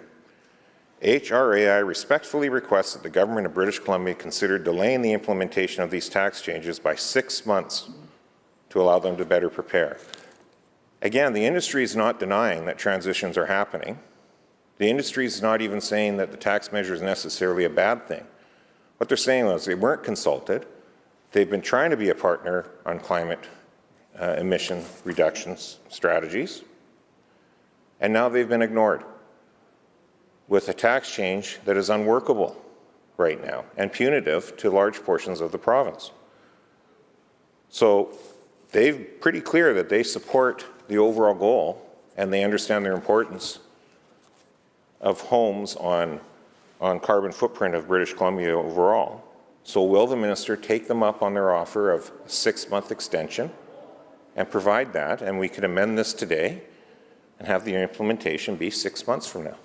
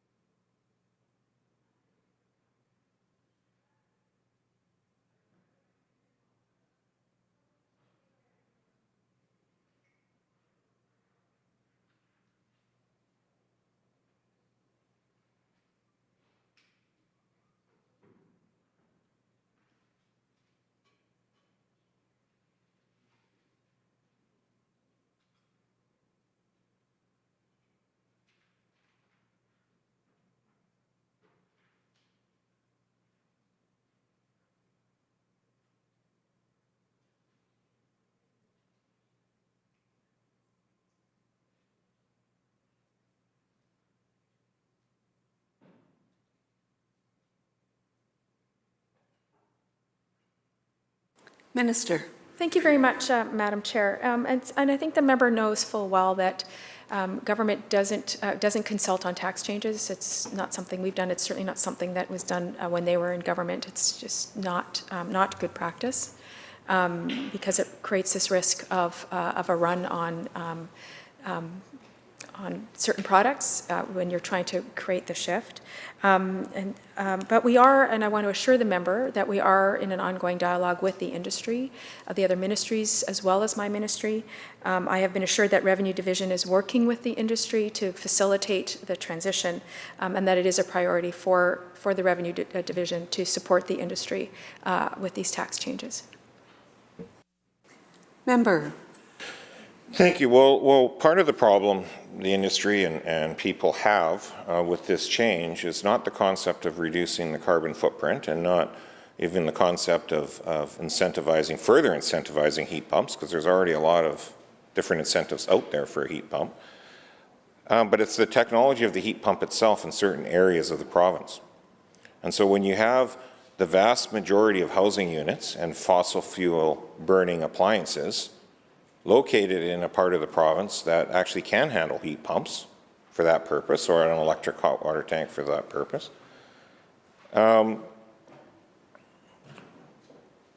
you could still be making significant gains on emission standards, given that the older furnace in Prince George that's being replaced is still going to be replaced with a much more energy efficient furnace than it currently is, not as obviously as a heat pump, but considering a heat pump in Prince George needs to have a fossil fuel backup heat source to it as recommended, and even when you go to a BC Hydro webpage, it very clearly says that to check with your installer, because not all heat pumps work the same in regional weather conditions. And they advise that a fossil fuel burning backup might be needed. So given that we could still make some gain on emissions as those furnaces get replaced with a newer technology gas furnace, while still incentivizing and making sure that the Lower Mainland and the Capital Regional District, which actually maximizes the heat pump technology in the short term, awaiting heat pump technology to improve and get better, as it undoubtedly will. Why is there not regional differences in this tax measure to enable people that live in areas that simply are technologically disadvantaged because of the heat pump technology from being severely economically punitive measures taken against them, because it's not just the tax differential. That's the small part of the equation. A cold-rated heat pump is around $20,000. It's 2.5 times more expensive than the same heat pump to fuel the same house in the Lower Mainland. That's the punitive nature of this. And then they still would have to have that fossil fuel burning backup. So why was there no regional aspect brought in to this measure while we wait for heat pump technology to catch up to the climate of large geographic areas of our province?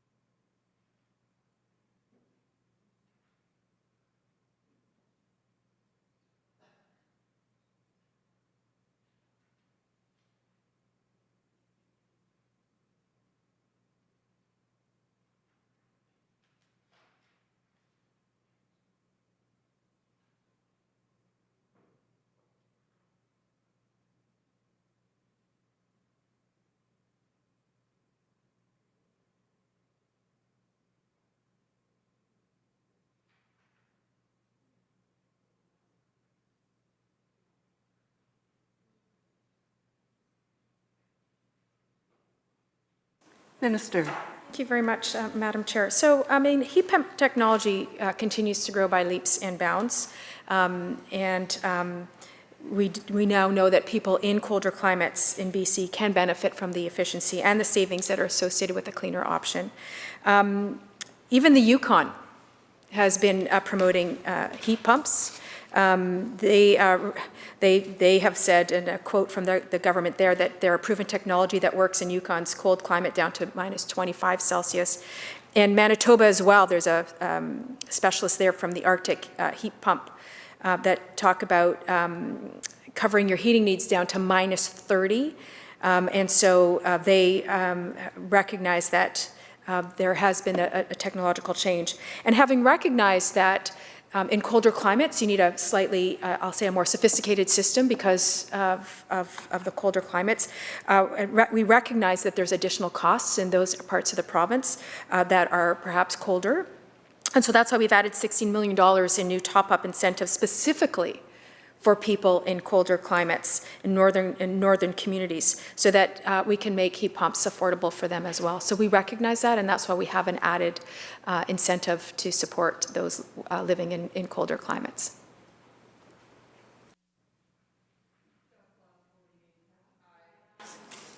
So ordered. Shall Clause 49 pass? So ordered. Shall Clause 50 pass?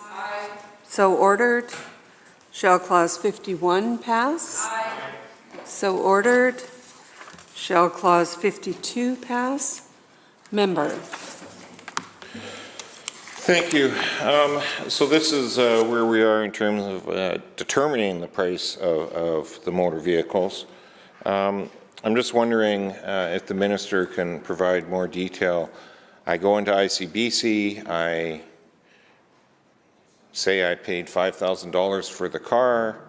Can the minister walk me through the process of how exactly the average wholesale price will be brought into that transaction as the ICBC clerk is processing my paperwork so I can register the vehicle I've purchased?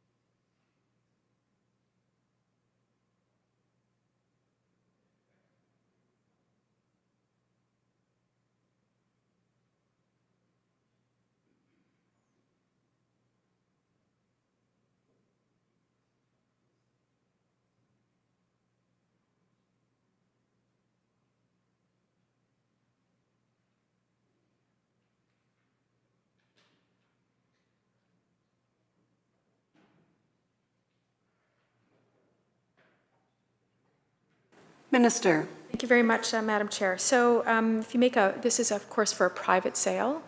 You would, if you purchased the vehicle, you would go to ICBC.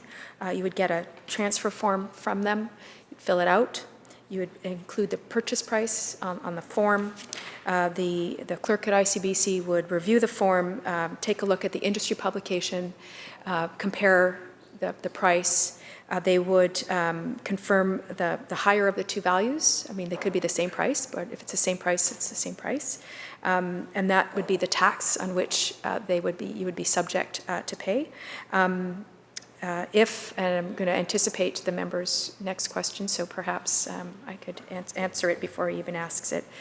If in purchasing the vehicle, there was a determination that the book value was not adequate, didn't represent, perhaps the vehicle had been in a significant accident, and so didn't really match. And they just chose to go to an appraiser, an acceptable appraiser, to get a third-party valuation of the vehicle.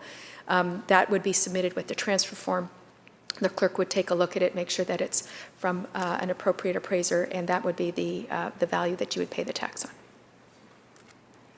Member. Thank you. Well, appraisers aren't free. You go to a mechanical shop or some other car valuator, their time is worth something. They're not going to do things for free.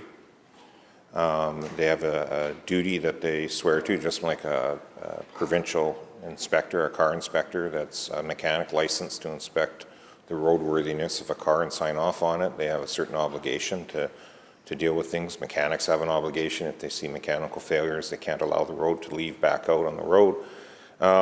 So these appraisers and that would have the same duty of care to provide. So that doesn't come free. And it's not easy to necessarily book.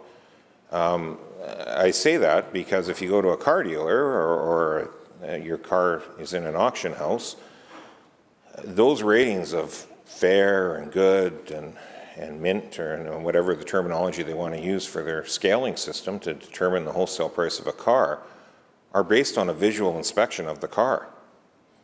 And it turns into a big amalgamation of various the same car and like model years and trim lines and everything else. So trim line starts to become important. That's never on a transfer paper. You don't say whether it's an SLE or an SLT or what. That makes a huge difference to a vehicle, a trim line, whether it has leather or not, there's a massive differential between what information is on a transfer paper for ICBC versus what would go into a Blue Book wholesale valuation. So we now either have to rely on someone from the ICBC office to walk out and make that judgment call on a car that might not be there, because it doesn't have to be there to get plates, because how did you get it there in the first place if it doesn't have plates? It could be in a different town completely that you're insuring before you go pick it up so you can drive it back to town. There doesn't seem to be a whole lot of thought put into this on vehicles that for the most part are probably $20,000 and less that we're talking about. More expensive vehicles tend to either wind up on dealerships or tend to be, the paperwork's more, reflective of the value. So why the urgency to do something along these lines when the minister's own budget book says it directly impacts low and middle income families? Because there does not seem to be an easy way for somebody to justify the price they paid for a vehicle strictly by the paperwork and a Blue Book. And I will just point out to the minister that my understanding right now is when people attest to a transfer paper, they've attested to the price. There's already the ability for a government to go back in and audit if they don't believe the purchase price. So why are we treating everyone like a criminal and creating a major bureaucratic nightmare based on so many other intangibles that go into the valuation of a car, especially a used car? A new car is pretty easy to figure out. A used car has every variable under the sun, from how bald are its tires, what are its brakes like, how many scratches, does it have rust or doesn't it have rust, mileage, you name it. Does the air conditioner actually work or not? None of that would show up on a transfer form. So why is this becoming so cumbersome to try to essentially capture what some on the government side has said are tax cheats when there's already an auditing process in place on these forms?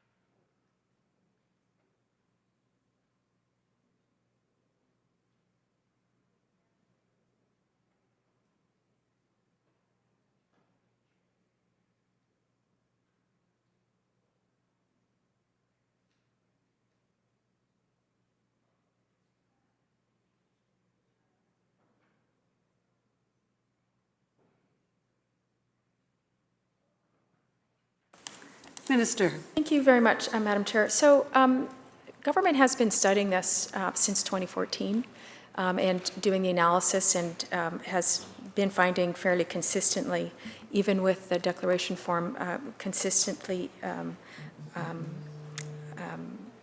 purchase prices that are below the wholesale value. And it's been fairly consistent. And so looking for ways to make sure that it's a fair system right across the board. I also don't know if the member is aware that we're the only province that has a sales tax that doesn't use this system. And if all the other provinces have figured out how to make a system fair so that everyone's paying fairly, everyone right across the country is doing it, except for Alberta where they don't have a sales tax. I'm sure that we can figure out as well how to make it as simple and as seamless as possible.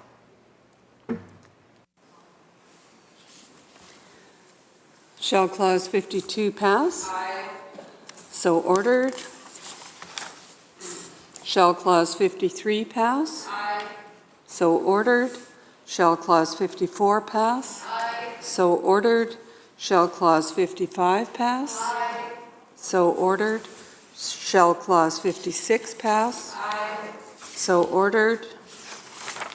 Shall Clause 57 pass? Aye. So ordered. Shall Clause 58 pass? Member. Well, thank you, Madam Chair, and the last answer from the Minister, I guess, just reaffirms what I'll be saying next. It's been in the works since 2014, so 8 years, because it's not as simple to try to enact something that won't wind up being bureaucratic and problematic for the public. And it strikes me as seeking a problem to a proposed solution instead of the other way around. These are tough times out there. The timing's incredibly poor. The minister's own budget book says that it will disproportionately impact low and middle income homes. It says it very clearly on page 91. And that makes sense, because vehicles from $20,000 and under would be the bulk of the vehicles that lower and middle income families would buy. It also says it impacts rural areas disproportionately. That makes sense. When I go for a drive in my riding to get to the northern end of it, I don't pass used car dealerships anywhere. All along Highway 5. They don't exist. Everything is done on the online marketplace and Kijiji, or sign on a truck window or a car window at the side of the highway, and you make a phone call. And they're not high-end vehicles. They're just vehicles people are trying to use to traverse large distances in this province. So I do appreciate, though, what the minister said about trying to make things fair and easy and workable. And so to that end, Madam Chair, I'd like to propose an amendment to 58, Clause 58, Section 34. I've provided copies to the table, and I'll await the Chair's instruction as how she would like me to proceed.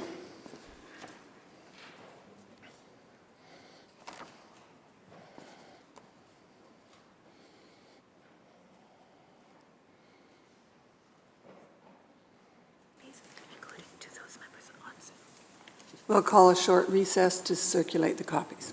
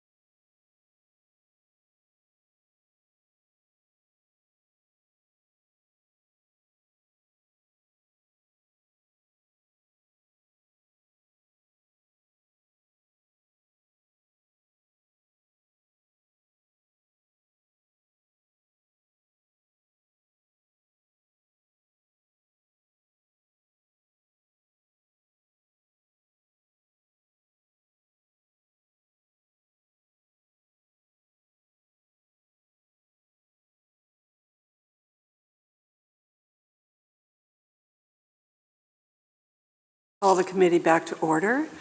We're dealing with a proposed amendment at this time on Bill 6, and I'll recognize the member for Kamloops North Thompson.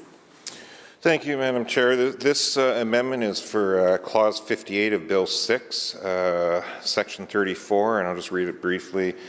Is amended A in subsection 3 by striking out subsections 3.1, 5, and 6 and substituting subsection 3.1, 5, 6, striking and 6.1 and 6.2. So essentially what we're doing throughout it is we're striking out the word and, adding in a new section 6.2, except for in C, where there is no addition of 6.2.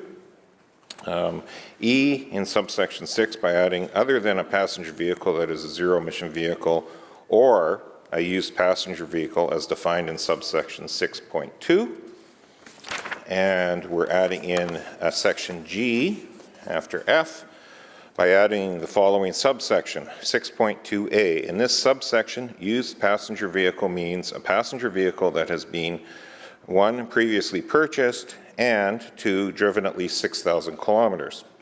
B, the tax rate, the rate of tax payable under Section 37, 49 subsection 6a, 50 subsection 2a, 51 subsection 6, 52 and 81 to 86 on a passenger vehicle that is as a used passenger vehicle is 0% of the purchase price of the used passenger vehicle if the purchase price of the used passenger vehicle is less than $20,000. Madam Chair, what this would do is align that this is now a used vehicle. It would be at the 6,000 kilometer threshold, just as an EV vehicle is being defined as a used EV vehicle. But what it would do is it would set that any vehicle, essentially, under $20,000 in British Columbia, regardless of fuel source to power it, would not have to pay a tax if it was valued under $20,000. This would apply to car dealerships as well as private sales. It would be a recognition that in these economic times, people are struggling to get by. Used vehicles are in high demand as an affordable way to try to move around the province, to try to get on with their daily lives, to try to get to work, to try to get their kids to school and activities and events. And it seems to be a much simpler way to be fair, as the Minister was saying earlier, treat everyone fairly, treat everyone regardless of geography, regardless of where they may be buying the vehicle, be it in a dealership or be it online through private sale, the benefit of being able to purchase that vehicle in an affordable fashion. I will point out that the average used vehicle car sales in British Columbia is just under $35,000 of the value of a used car in British Columbia on average. So by capping this at $20,000, it's really meant to try to actually help those low and middle income families that, as the Minister's budget document points out, would be otherwise harmed by the change to the used car provisions that the Minister was trying to enact within this budget. Now, I know, given previous sections, 2 to 7 for one, where the ministerial pay raises came into pay, I think in a time like this, within the same document, I think it would send a very good signal to the public that although Cabinet and the Premier were ensuring pay raises within Bill 6, they also actually had some provisions that would help low and middle income families in Bill 6 as well. That's what this amendment would do. It would enable any car under $20,000 to not trigger provincial sales tax. And let's remember, these are all vehicles that are used, which means they have already paid provincial sales tax at a much higher value at some point in their life. Thank you, Madam Chair.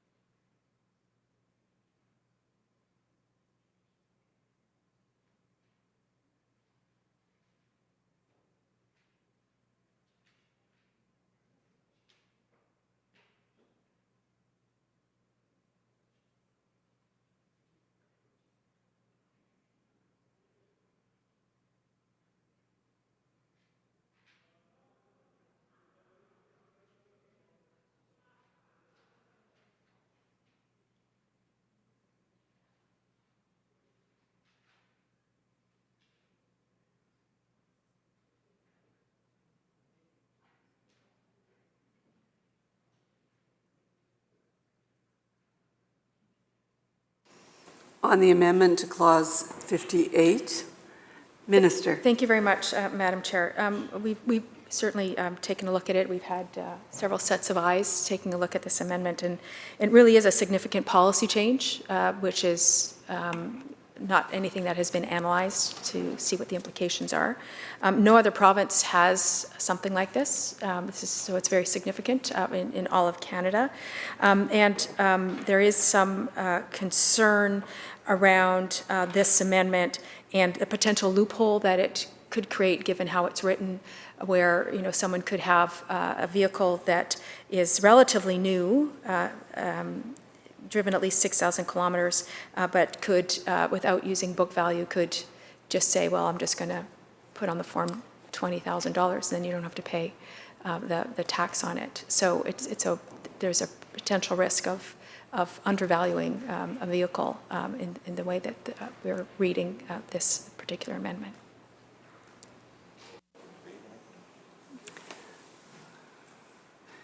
Seeing no further speakers, I will call on Kamloops North Thompson to close debate. Thank you very much. Well, we didn't have anything in this. In fact, the provision around book value was previous sections. This doesn't change the definition of book value, and so that provision would stay in place. And in fact, this is the same if it's a loophole for a combustion engine vehicle at 6,000 kilometers to then be sold as used. I don't see how that would not be the same then for an electric vehicle. So the mileage we used was the exact same as the mileage being used for electric vehicles. We don't take issue with that. That's why these amendments do not change that. What this amendment does is it changes the tax rate to 0% for a used vehicle of any type of combustion or emission source to 0% if it's under $20,000 and it has 6,000 kilometers or more on it. The fact that no other jurisdiction in Canada is not an excuse not to do something. In fact, I would implore the minister and this government to be leaders in the nation and actually take a bold step to provide affordability for those low and middle income people that our own budget book says an added tax on used vehicles will disproportionately hurt. And so for that, Madam Chair, I look forward to the question being called and the vote, and I'm hoping that the government will see their way to support this. Minister. Thank you very much. I appreciate the member sort of clarifying the intent. Again, this is a significant policy change, and it's not something that government is contemplating. Seeing no further speakers, I will call the question. Shall the amendment to Clause 58 pass? Aye. The ayes have it. Division's been called.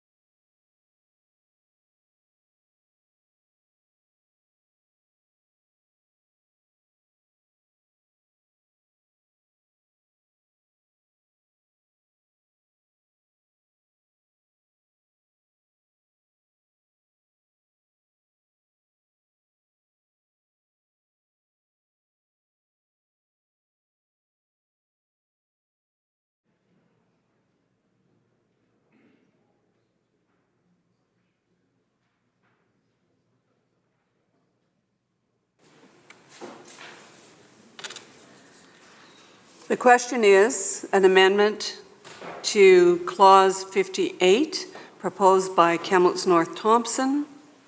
All those in favour, please rise.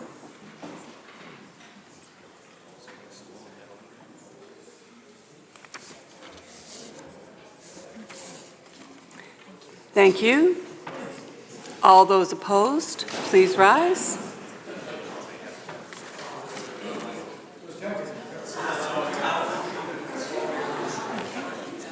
Thank you. You're doing the online.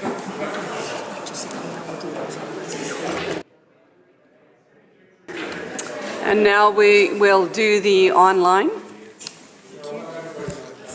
Mr. Ashton? I vote aye. Ms. Leonard? I vote nay. Mr. Rustad? I vote aye.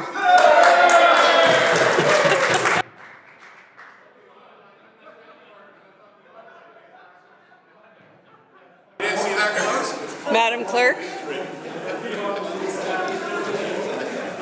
Those voting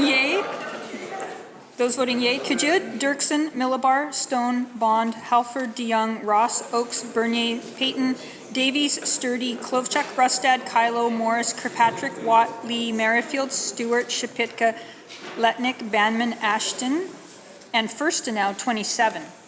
Those voting nay, Chandra Herbert, Rice, Walker, Simons, Papa, Malcolmson, Bear, Mark, Callon, Kang, Baines, Dean, Cullen, Ma, Chow, A. Singh, Starchuk, Anderson, Donnelly, Bailey, Lore, Alexis, Routley, Whiteside, Heyman, Conroy, Farnworth, Robinson, Eby, Dix, Osborne, Fleming, Rankin, Ralston, Sharma, Routledge, Padden, Sandu, Elmore, Brar, Begg, Deeth, Sims, Green, Chant, Leonard, Coulter, Glumac, Yao, Dykeman, and Mercier. 51. Motion is defeated. The amendment is defeated.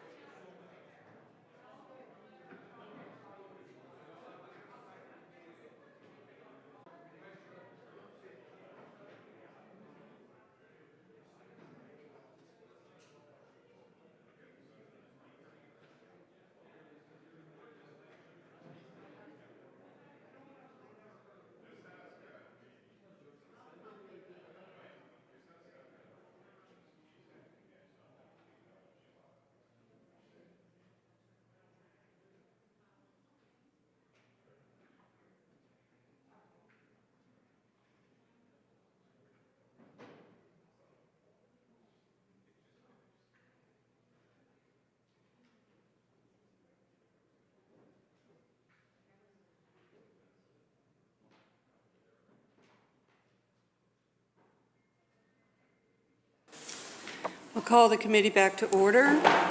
We are dealing with section 58. Shall clause 58 pass? So ordered. Shall clause 59 pass? So ordered. Shall clause 60 pass? So ordered. Shall clause 61 pass? So ordered. Shall clause 62 pass? Member? No. So ordered. Shall clause 62 pass? So ordered. Shall clause 63 pass? So ordered. Shall clause 64 pass? So ordered. Shall clause 65 pass? So ordered. Shall clause 66 pass? So ordered. Shall clause 67 pass? So ordered. Shall clause 68 pass? So ordered. Shall Clause 69 pass? So ordered. Shall Clause 70 pass? So ordered.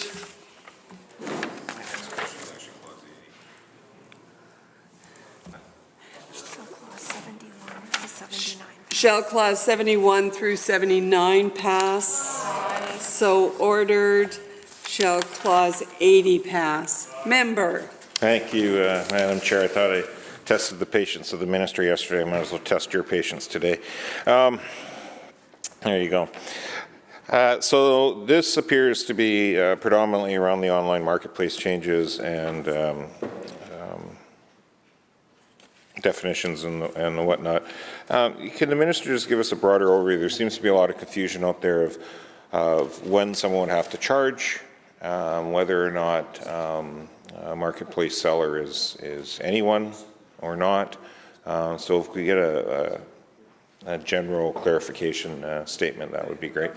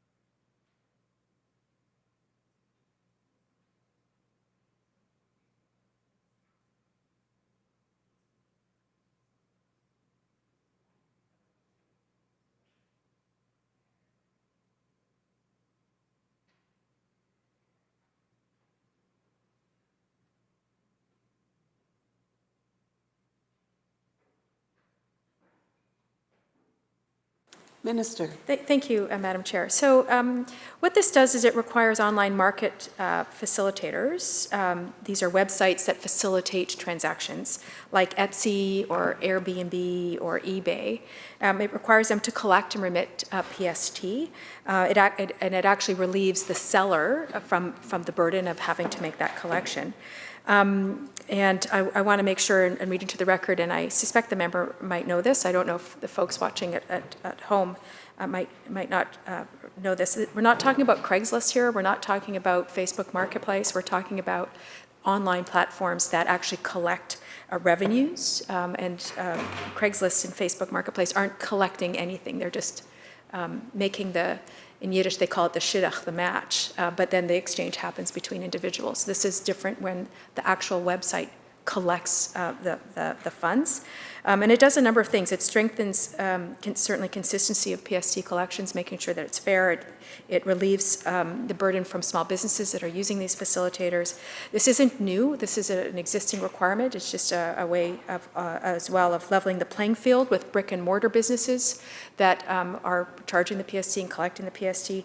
And it certainly catches out of province sellers as well. Member. Thank you. Some of the larger platforms, my understanding, like a Facebook Marketplace and others, are tinkering with, modeling, piloting, whatever word you want to use, the ability to be that flow-through payment option for the seller and the purchaser. And so with that, if a Facebook Marketplace develop that as part of their platform, then that would be then subject to this tax?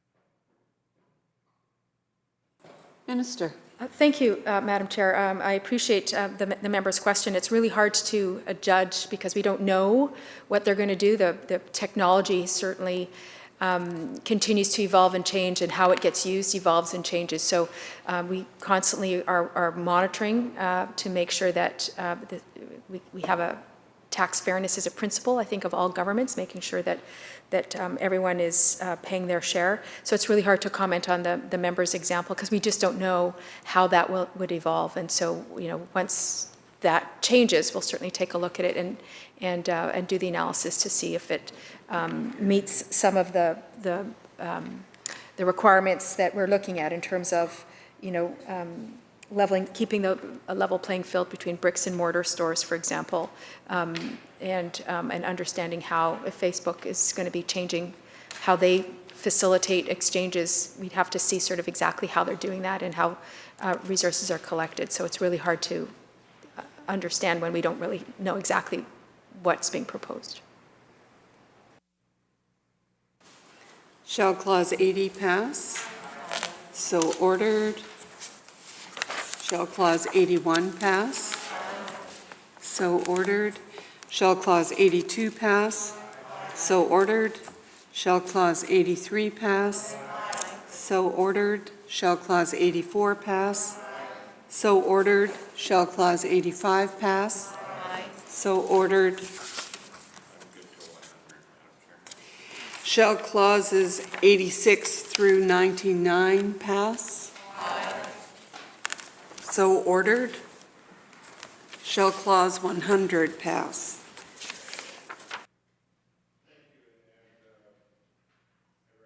We've already canvassed this a little bit already. This is around, it appears to me, the blue book, black book, red book, whatever book you want. Starts to sound like a Dr. Seuss. Yeah, in terms of used car sales. And so again, there's a regionality to the pricing that seems to happen. And we seem to be getting some mixed messages here. Bill 12, I guess, has the potential for regionality in it by regulation. That's under this minister's purview. We have, I had asked questions around heating appliances and trying to have some interim regionality to the tax measures so that people in one part of the province geography wouldn't necessarily be subject to different taxes or a different,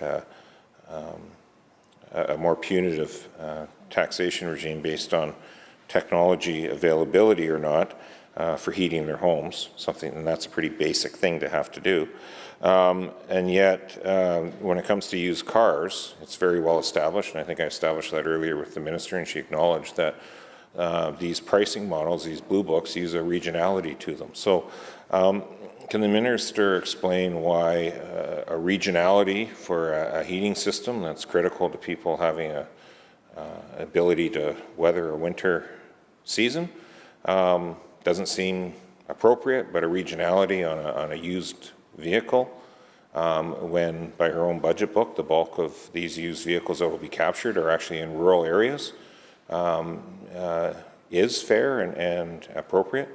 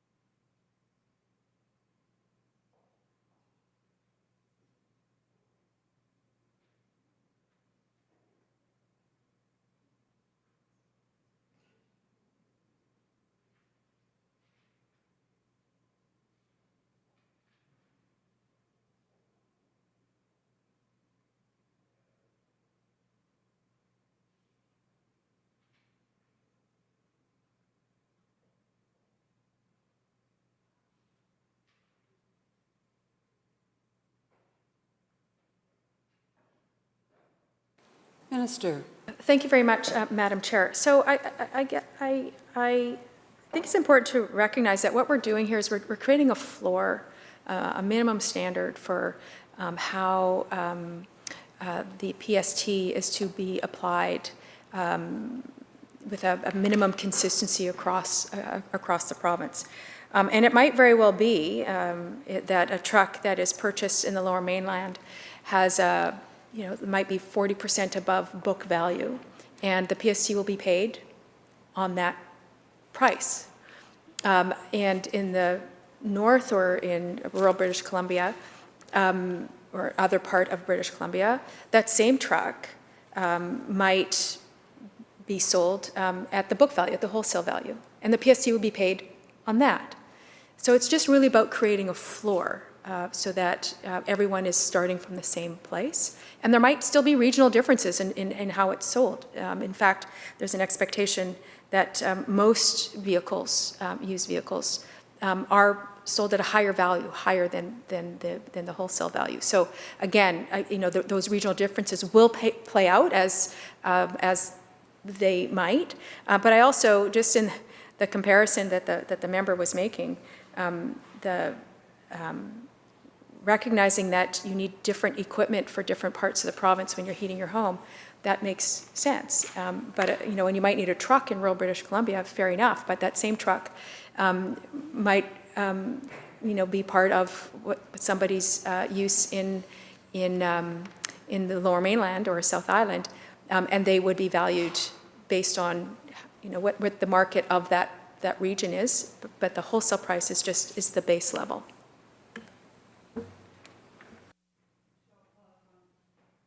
Shall Clause 100 pass? Aye. So ordered. Shall Clause 101 pass? Aye. So ordered. Shall Clause 102 pass? Aye. So ordered. Shall Clause 103 pass? Member. Thank you. So I recognize, and I put back on my muni elected hat from years gone by, Class 4 was always a problematic class to deal with in terms of mill rates and things of that nature, depending how much heavy industry you actually have in your community or not. So I recognize this is about removing that, and it's supposed to have some sort of an offset.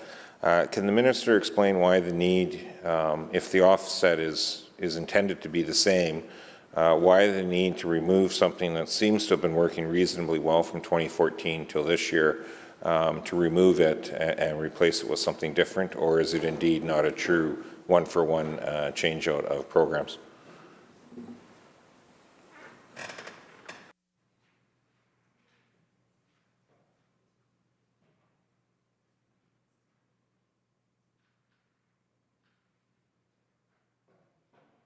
Minister. Thank you. I appreciate the member asking for the rationale for this amendment.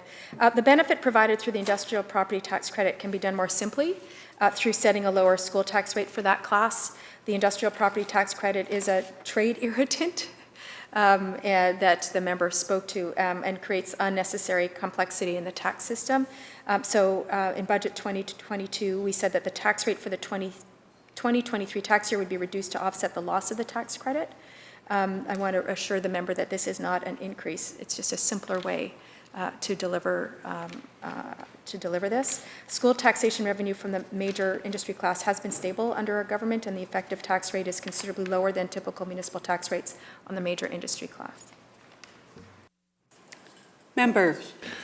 Thank you, and I could always get into, I guess, just a little bit more in estimate, so I'll just ask the one more question then on this. So just for certainty's sake, can we get a better understanding of what the value of the tax credits were previously, and what the valuation on the mill rate reduction will be for this year?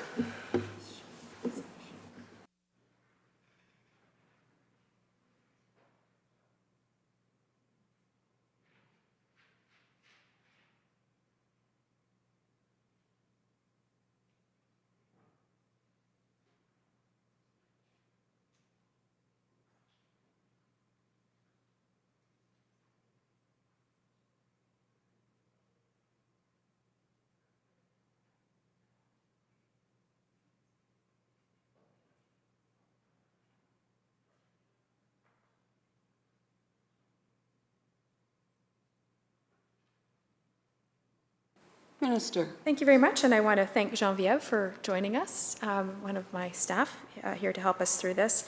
An owner of Class 4 property is entitled to a credit equal to 60% of the school tax levied in the taxation year on the Class 4 property. If the member is looking for specific dollar amounts, I'm happy to get back to him in writing. We don't have those numbers here with us today. Shall Clause 103 pass? So ordered. Shall Clause 104 pass? So ordered. Shall Clause 105 pass? So ordered. Shall Clause 106 pass? Member. Thank you. This seems to have a commencement date, if I remember correctly, of November 27th, 2018. I'm assuming that was a significant watershed date with the speculation and vacancy tax, but admittedly I was not paying that close of attention because I was the critic for the environment critic, or minister at the time. So can we just get an explanation why basically it's backdated, it's going back to a new commencement of the November 27th, 2018?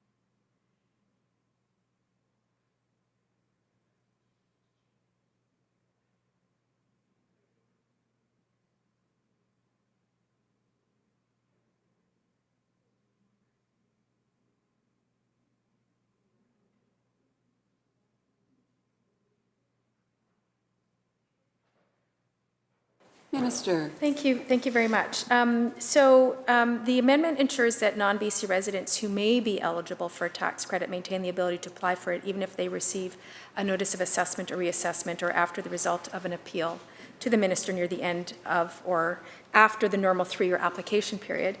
And it extends the normal application deadline for the speculation and vacancy tax credit for eligible taxpayer, non-BC resident. in certain circumstances, and so it's effective as of November 27th, 2018, which is the effective date. The effective date makes the change retroactive to the coming into force of the Speculation and Vacancy Tax Act. Shall Clause 106 pass? Aye. So ordered. Shall Clause 107 pass? So ordered. Shall Clause 108 pass? Aye. So ordered. Shall Clause 109?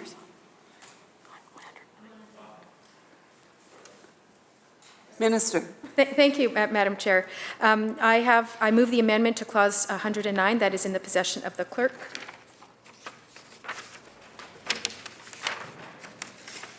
Just sign it.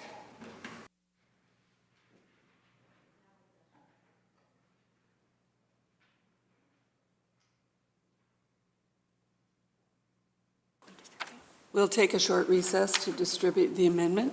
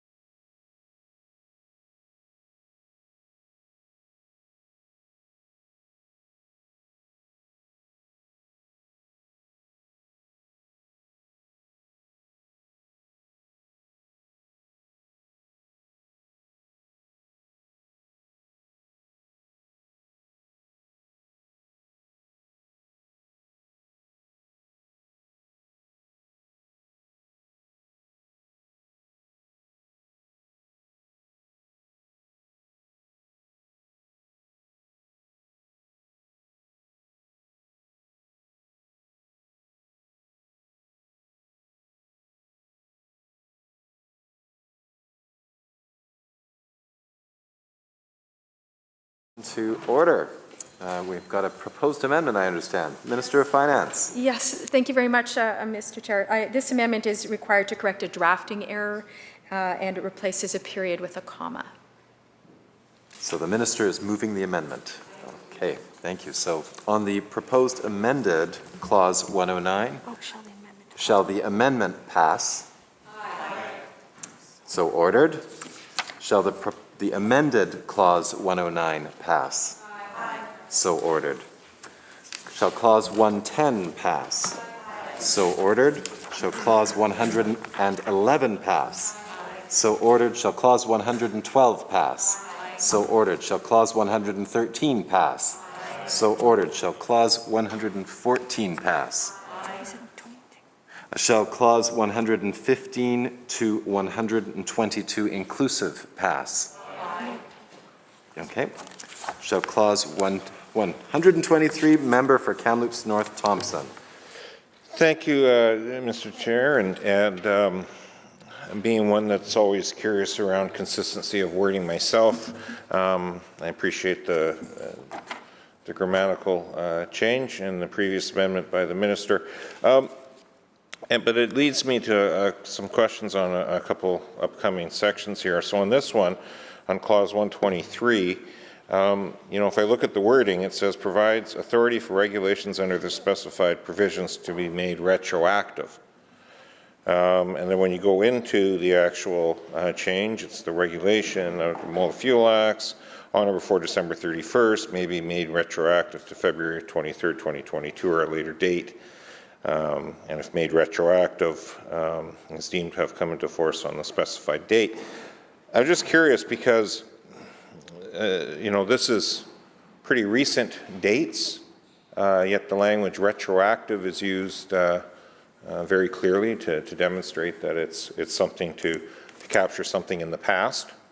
Yet when we were debating clause 2 through 7, which very much dealt with retroactivity, in fact, clause 2 to 7 comes into effect as of April 1st, 2021, not only is the word retroactive not used anywhere in the descriptions, the minister refused to acknowledge it as a concept. So I'm just wondering why in clause 123, descriptors such as retroactive would be deemed appropriate.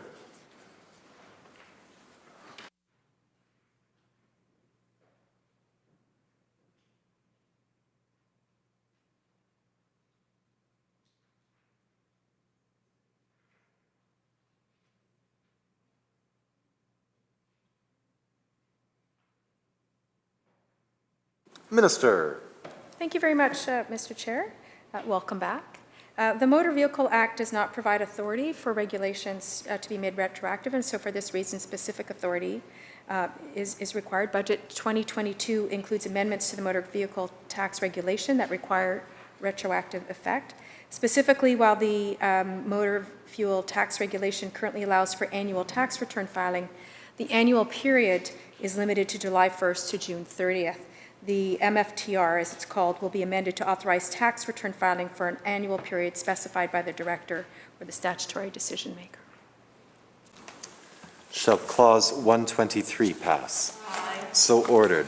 Shall clause 124 pass? Aye. So ordered. Shall clause 125 pass? Aye. So ordered. Shall clause 126 pass? Aye. So ordered. Shall clause 127 pass? So ordered. Shall clause 128 pass? Aye. So ordered. Shall clause member for Kamloops North Thompson on clause 129. Thank you, Mr. Speaker. So again, there's that pesky retroactive word in the descriptions as well as in the actual amendment.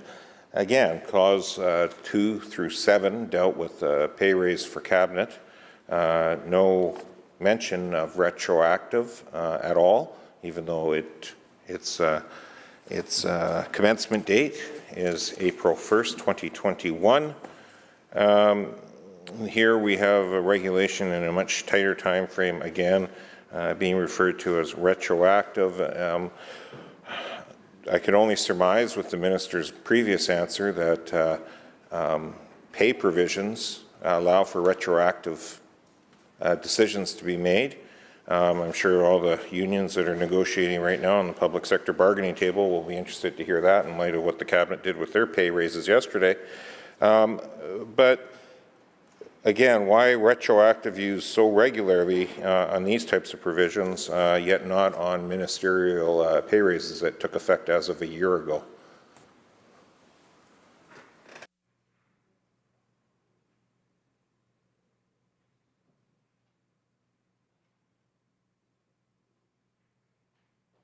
Minister. Thank you very much, Mr. Chair. So the exemption for used zero-emission vehicles will be made in regulation, which is how most PST exemptions are made. The Provincial Sales Tax Act does not provide authority for regulations to be made retroactive, and so for this reason, specific authority is required.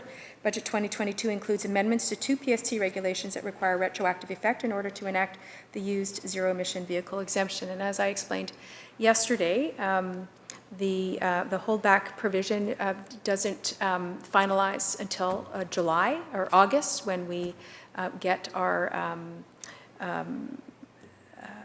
the review done when public accounts is reviewed, and it's for that reason that these are completely very different things. Thank you. Clause 129 pass. Aye. So ordered. Shall member for Kamloops North Thompson on clause 130. Thank you. Well, just to correct something, public accounts, and the minister confirmed this, the pay raise does not rely on public accounts anymore. In fact, it'll probably get processed faster than people waiting for their $110 check from ICBC, because the provision for a balanced budget that required the holdback was removed yesterday as well. So there's no need to wait for public accounts, because it doesn't matter if the collective budget is out of deficit or not. And the minister confirmed that yesterday, that in fact the payments will be out as soon as payroll can start processing them. She wasn't sure what that timeline was, but it would be in the next short while. So public accounts have nothing to do with the pay raise that was granted retroactively yesterday to Cabinet. And like I say, in all likelihood, that pay raise will be out long before people see their $110 rebate checks from ICBC. Long before, because we've heard that will be end of May at best. So I just want to make sure we're clear, because that was the minister's answer yesterday. So again, we're into retroactive on 130, and I'm just wondering why the provisions of retroactive fits 130 but didn't fit yesterday in clauses 2 through 7 when it relates to a ministerial pay raise that takes effect as of April 1, 2021. Minister. Thank you. So I will read into the record about what we're doing here on clause 130. Exempting heat pumps from PST, along with increasing the PST on fossil fuel combustion systems by 5 percentage points, will incentivize, of course, switching buildings from fossil fuel heating system to a heat pump, which we all know, and I think we can agree on, will reduce greenhouse gas emissions, which is something that's really important to all of us. And of course, the PSTA does not provide authority for regulations to be made retroactive. For this reason, specific authority is required. And I will say that I'm really starting to take significant offense. The member keeps talking about a pay raise when anyone can take a look at what Executive Council is paid on the website. It's right there, and no one will get a penny more than what is listed on that. So I know that the member prefers to characterize it in a disrespectful way that I think is not accurate. But I would invite anyone who is listening, anyone who is watching, to take a look on the website. They will see on the website what the pay is for members of Executive Council, and no one will get anything beyond what is listed on that website. Shall clause 130 pass? So ordered. Shall clause member for Kamloops North Thompson. Thank you, Mr. Chair, and I am trying to stick to the clauses, but the minister keeps wanting to defend the pay raise, so I'll just correct one thing, and we're probably going to keep disagreeing with this.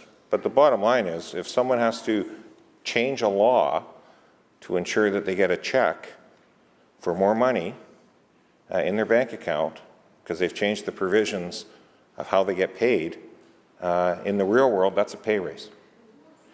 And so That's how that's looked at. I noticed there was quite a few public sector organizations yesterday that took note as well that are currently negotiating with this minister, so I can see where she's probably a little sensitive to that. But regardless, Mr. Speaker, the rules yesterday were changed. An extra $5,600 check will be coming to cabinet ministers in the next short while after they change the rules, well ahead of the $110 check that residents will expect from ICBC.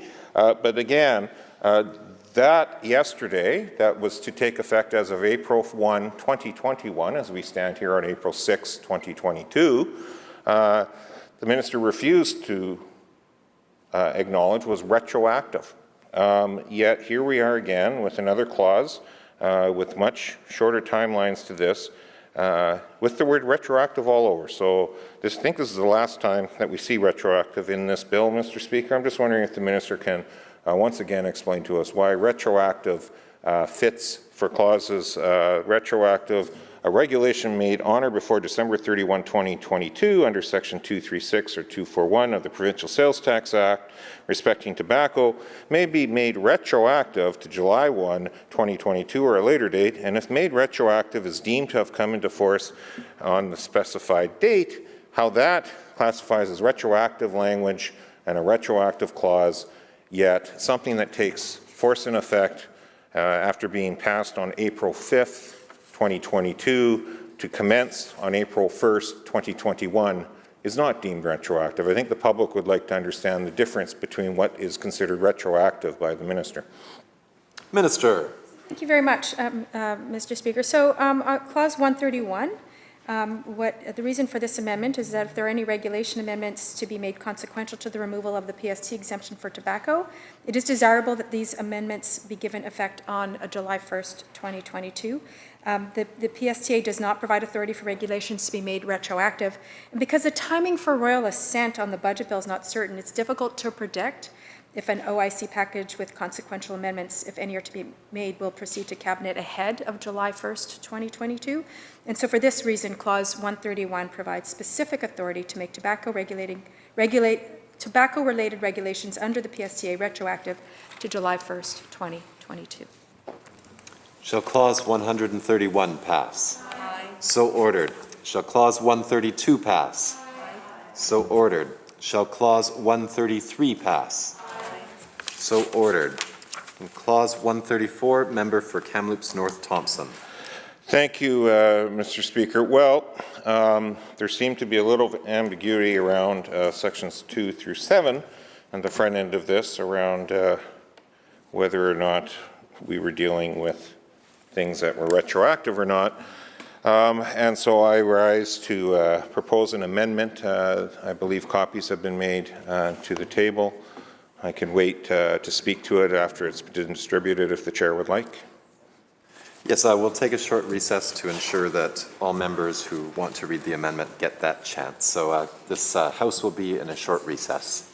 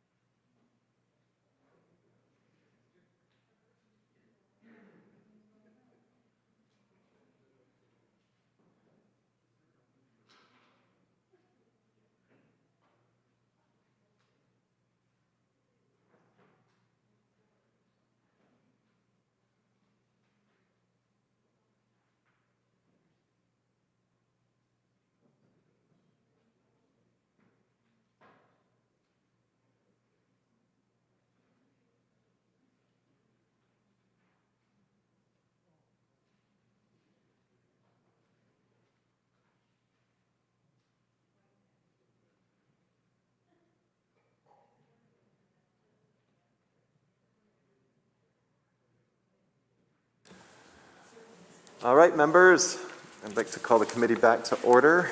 We are here with a proposed amendment to clause 1. Oh, you haven't received a copy yet? We can. Oh, sorry, I'll just take a short recess, member. Go into recess to make sure the minister can. Oh, she's got it now? Okay, very good. Okay, proposed amendment from Kamloops North Thompson. Member. Thank you, Mr. Chair. This is for Clause 134, the commencement schedule. So there's always two columns. So this is to deal with item 2, column 1, sections 2 through 7. And the change is actually in column 2, the commencement date, which would change commencement date from April 1st, 2021 to April 1st, 2022. What this would do would give the government the ability to recognize the egregious nature of trying to do a retroactive pay hike for the cabinet. It would give especially the backbench members time who have undoubtedly started to hear from constituents that people are not too impressed with the way they voted yesterday on their standing vote to ensure that retroactive pay hike that was not really discussed or talked about up until yesterday in any meaningful way whatsoever, in fact not even acknowledged.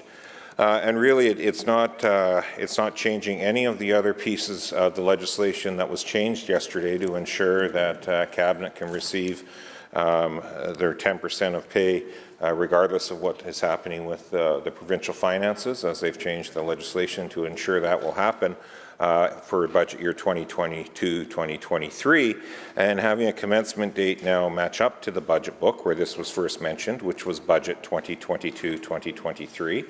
It was not discussed for budget 2021-2022 at all. It would actually align things more with what public expectation would actually be with how people should be conducting, whether or not they want to change the provisions of how they have pay provided to them and the conditions under which salary will be dispersed or not.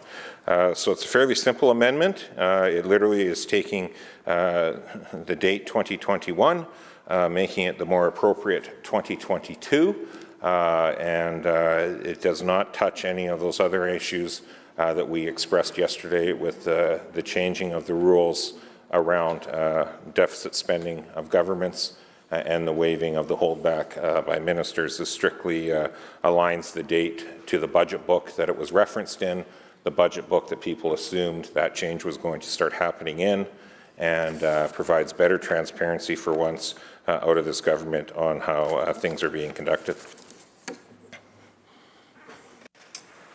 Seeing no further speakers to the proposed amendment, shall the amendment pass? All those in favour indicate. Aye. All those opposed? Nay. Division. Amendment fails, but division has been called.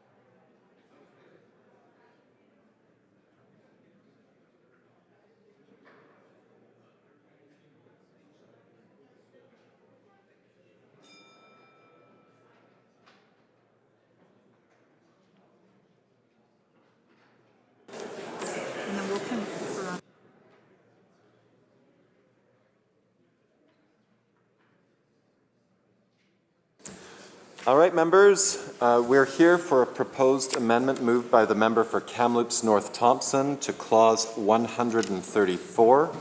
All those in favor of the proposed amendment, please rise or indicate. Good. Thank you. Thank you. You may be seated. Those opposed to the proposed amendment, please rise or indicate.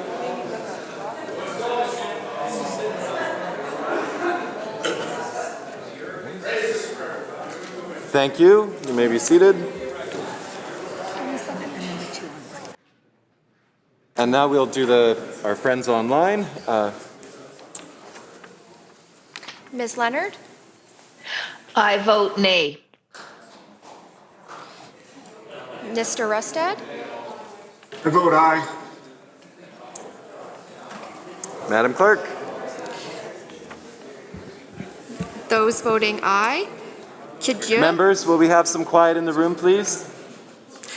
Those voting aye. Kidja, Dirksen, Millibar, Stone, Bond, Halford, DeYoung, Ross, Oakes, Bernier, Payton, Davies, Sturdy, Klovchuk, Rustad, Kylo, Morris, Kirkpatrick, Watt, Lee, Merrifield, Stewart, Shapika, Letnick, Banman, Taggart, Olson, 27. Those voting those voting nay.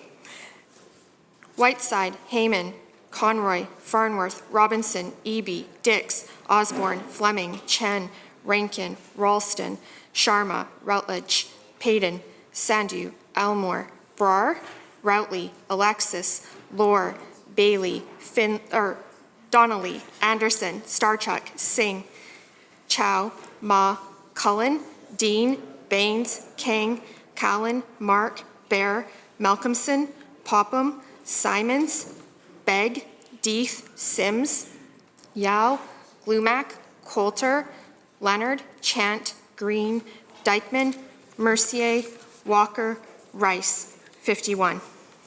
The proposed amendment fails.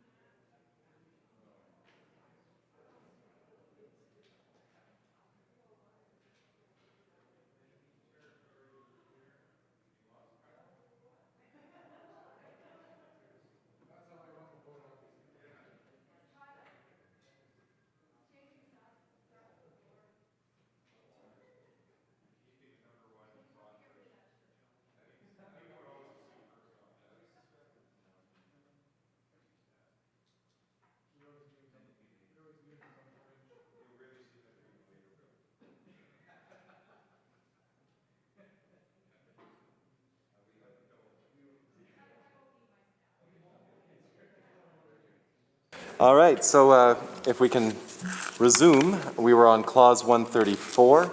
All those in favor of clause 134? Aye. Opposed? So ordered. Now to the title. Shall the title pass? Aye. So ordered. Minister. Thank you.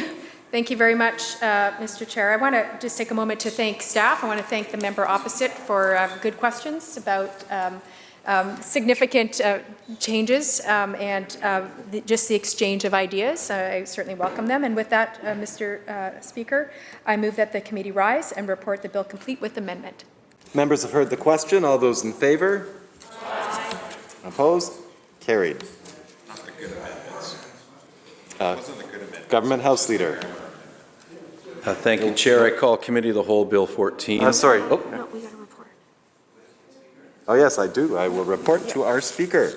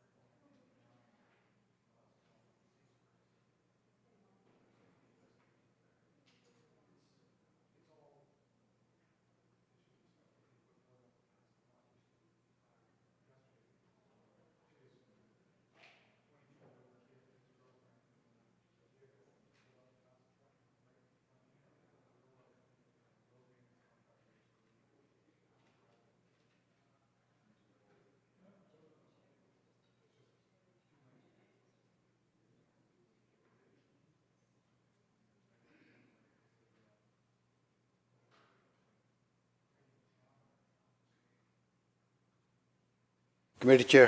Thank you, Mr. Speaker. Committee reports Bill 6 complete with amendment and seeks When- leave to sit again. When shall the bill be considered as reported, Minister? At the next sitting. So ordered. Government House Leader. Mr. Speaker, I call Committee of the Whole Bill 14, Wildlife Amendment Act. Committee Chair. Can I talk to you?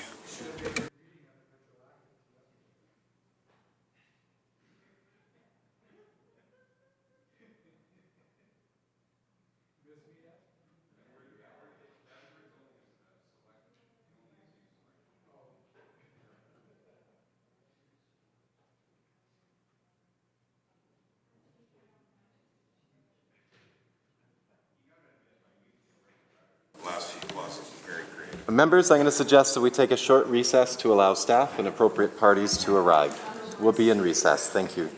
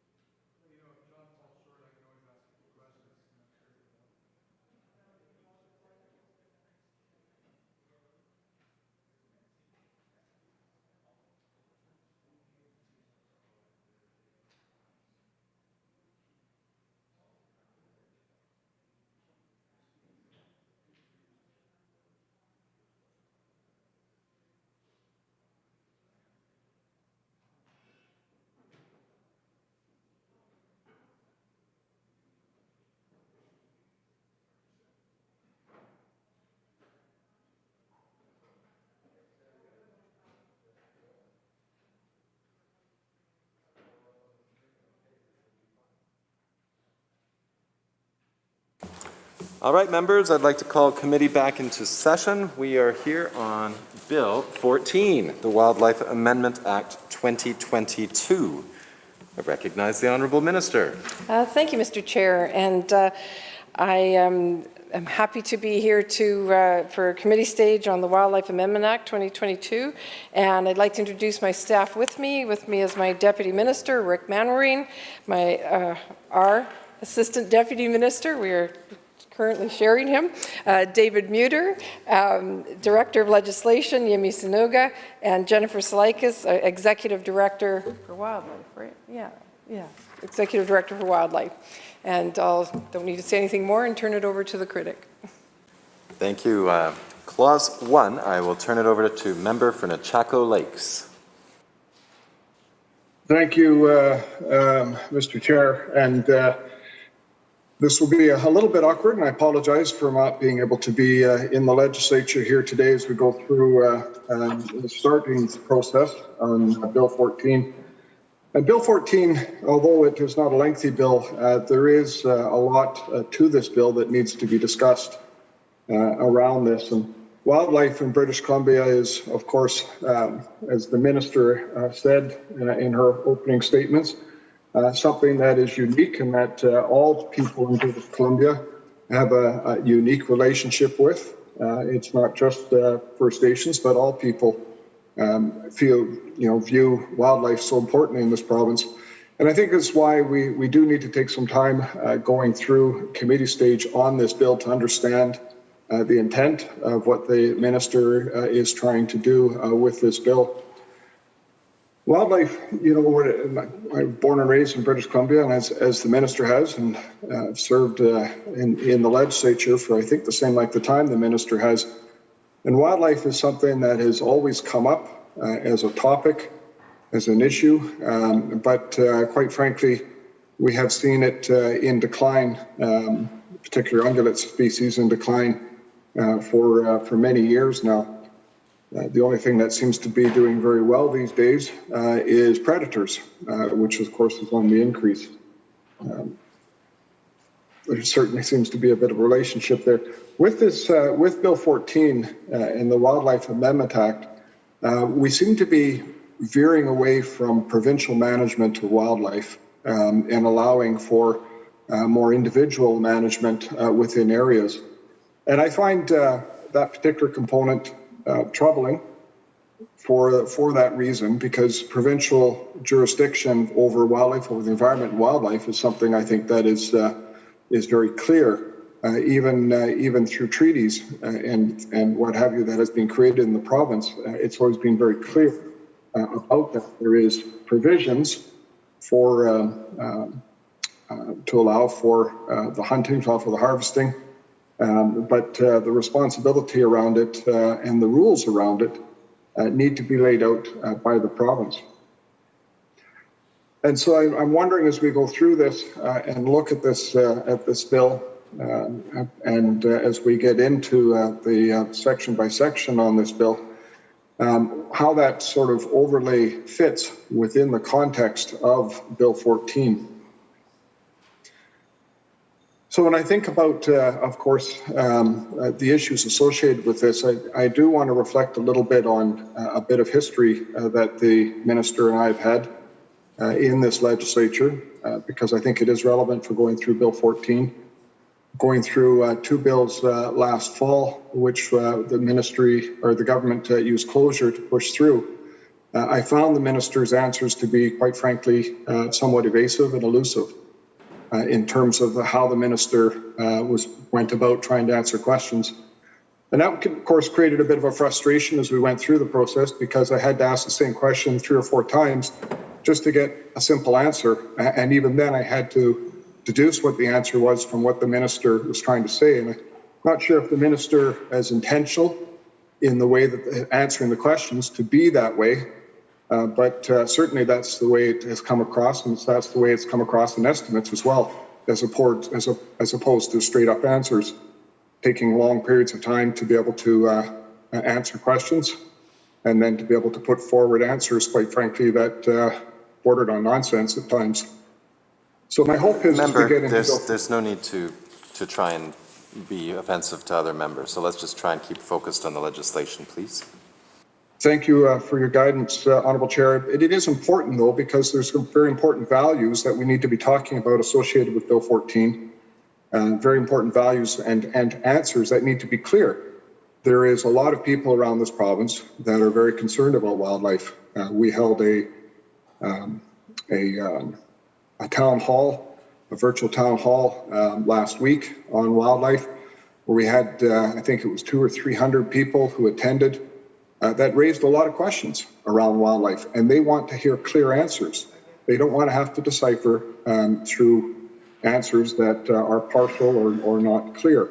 And so that's the reason, Honourable Chair, in terms of raising those issues, in terms of the process that we've gone through in this legislature in the past, and that we're undertaking here at the moment for Bill number 14.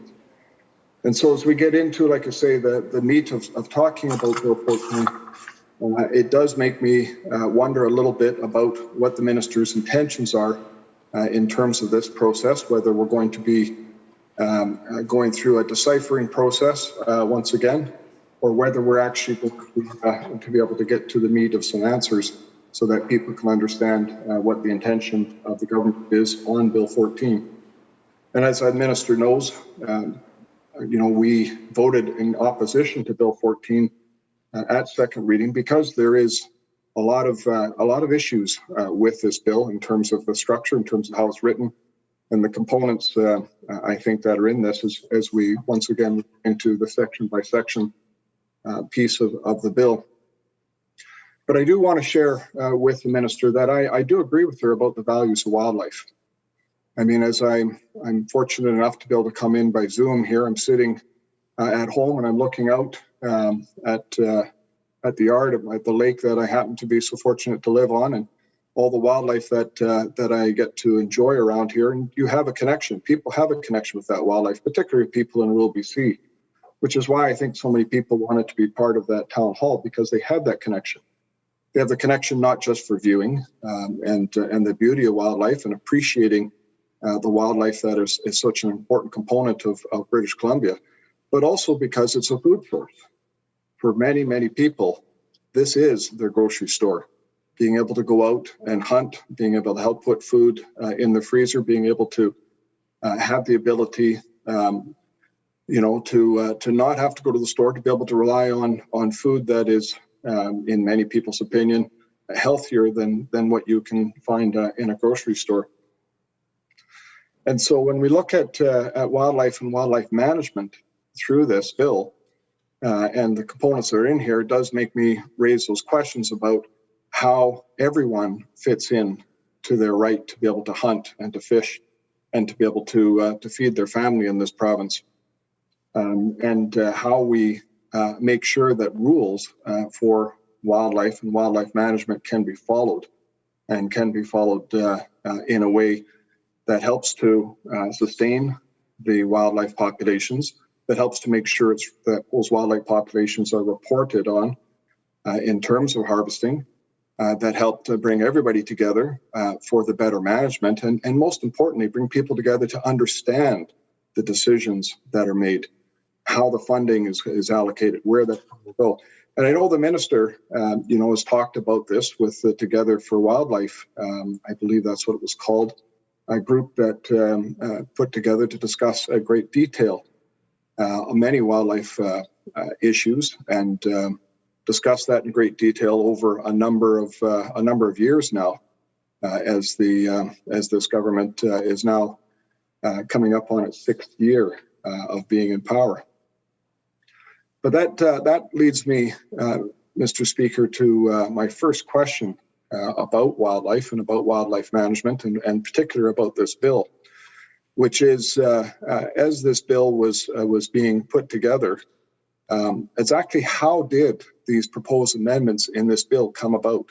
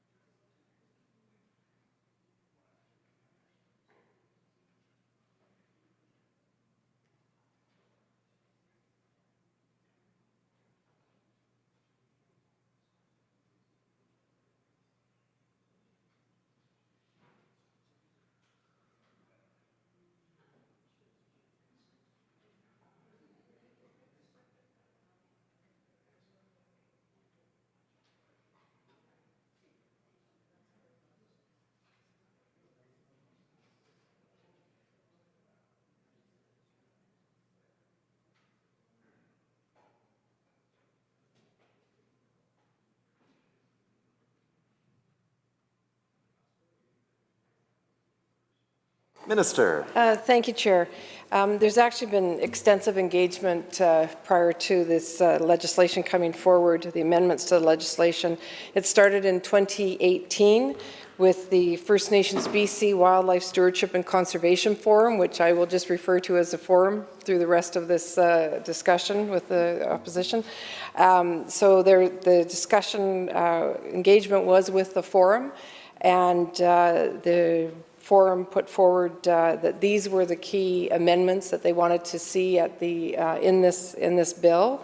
That was in 2018. There was an intentions paper that came out of that discussion with the forum, and from that intentions paper, which talked about the three main issues that are amendments that are part of this bill, there was further consultation done, and that consultation was done with the public, with stakeholders, with the Minister's Wildlife Advisory Committee, again with the forum, with the First Nations Leadership Council, with individual First Nations, with the included stakeholders like the BC Wildlife Federation, Guide Outfitters of BC, the Provincial Hunters and Trapping Advisory Team, the BC Trappers Association, the United Bow Hunters, members of Bow Hunters of BC, the Wildlife Stewardship Council, and there's a number of others. But this bill was originally, the amendments to this bill was going to come to the House in 2020. There was an election and an interregnum, so the drafting had started, and then the drafting carried on in 2021 with more discussions with the Minister's Wildlife Advisory Committee, and again with the forum.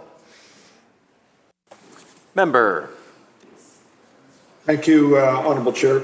Excuse me. And thank the Minister for that. And it's, there is obviously the process that goes through, and I understand clearly from my opportunity and my time in government when issues are discussed, they're usually on a very broad term as opposed to specific terms. There is components in this bill that we will get into in some detail. And in particular, the components about, I believe it is clause 3, as we get into it, which is to do anything that is prohibited or to omit to do anything that's required under the Act. Those are provisions, I think, that I find it very difficult to believe would have been put in front of the organizations that the Minister had engaged with. These things are, those are very specific details and go completely outside of the Wildlife Act and good wildlife management. And all those organizations, particularly the Wildlife Federation, the Guide Outfitters, Trappers, all value science-based management, all value making sure that information is collected, all value making sure that wildlife is managed to standards. And those particular clauses do not speak of that. So I'm curious of whether or not this entire bill was put in front of the groups that the Minister has just mentioned, or whether the concepts of the bill, because as we said in second reading, the concepts of this bill are fine.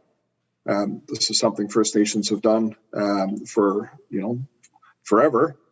Certainly when I've talked to First Nations, and they have agreements that go in place, and that where they allow other First Nations, other individuals from other First Nations to come in, they have these agreements in place, whether it's reciprocal agreements or otherwise, between families and between clans that allow for the type of thing that's described in this bill. And so clearly, I don't think that would be an issue, and I don't think, quite frankly, anybody else would have an issue with that because that has been done historically. But it's the details, quite frankly, that I find troubling, and I'm sure, or other organizations, certainly when I speak to them, they found troubling, and from my understanding, they didn't see what was in the bill in terms of those kinds of details. And so when I think about this, the process that the Minister went through associated with this, with going through and discussing wildlife, and particularly discussing this Act, I'm hoping that the minister could go into a little more detail before we get into going clause by clause, just in terms of the clauses that were built in this bill and whether or not it was just the concepts in general or whether there was more detail that was provided to the two organizations. And I say that in particular because I also have spoken with a number of First Nations that, conceptually, of course, they agree with it. This is something that has been done. But they would have some challenges and issues, I think, in terms of interpretation of how this was structured. And so I often wonder whether or not the details of this bill were actually put before many First Nations in terms of the structure of it. And so perhaps if I could indulge Mr. Speaker, the minister, to expand on the process that was undertaken, in particular, how the details of this bill were developed and discussed, both with First Nations as well as with hunters and other people that are very concerned about wildlife management in the province.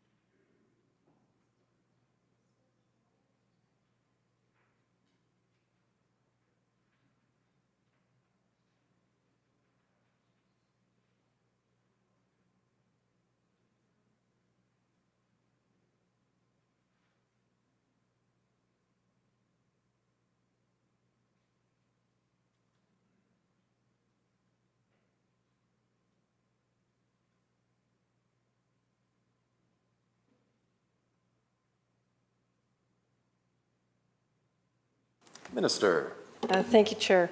So the details of the intentions paper, which got all the information and all the consultation was derived from, was broadly available to everyone.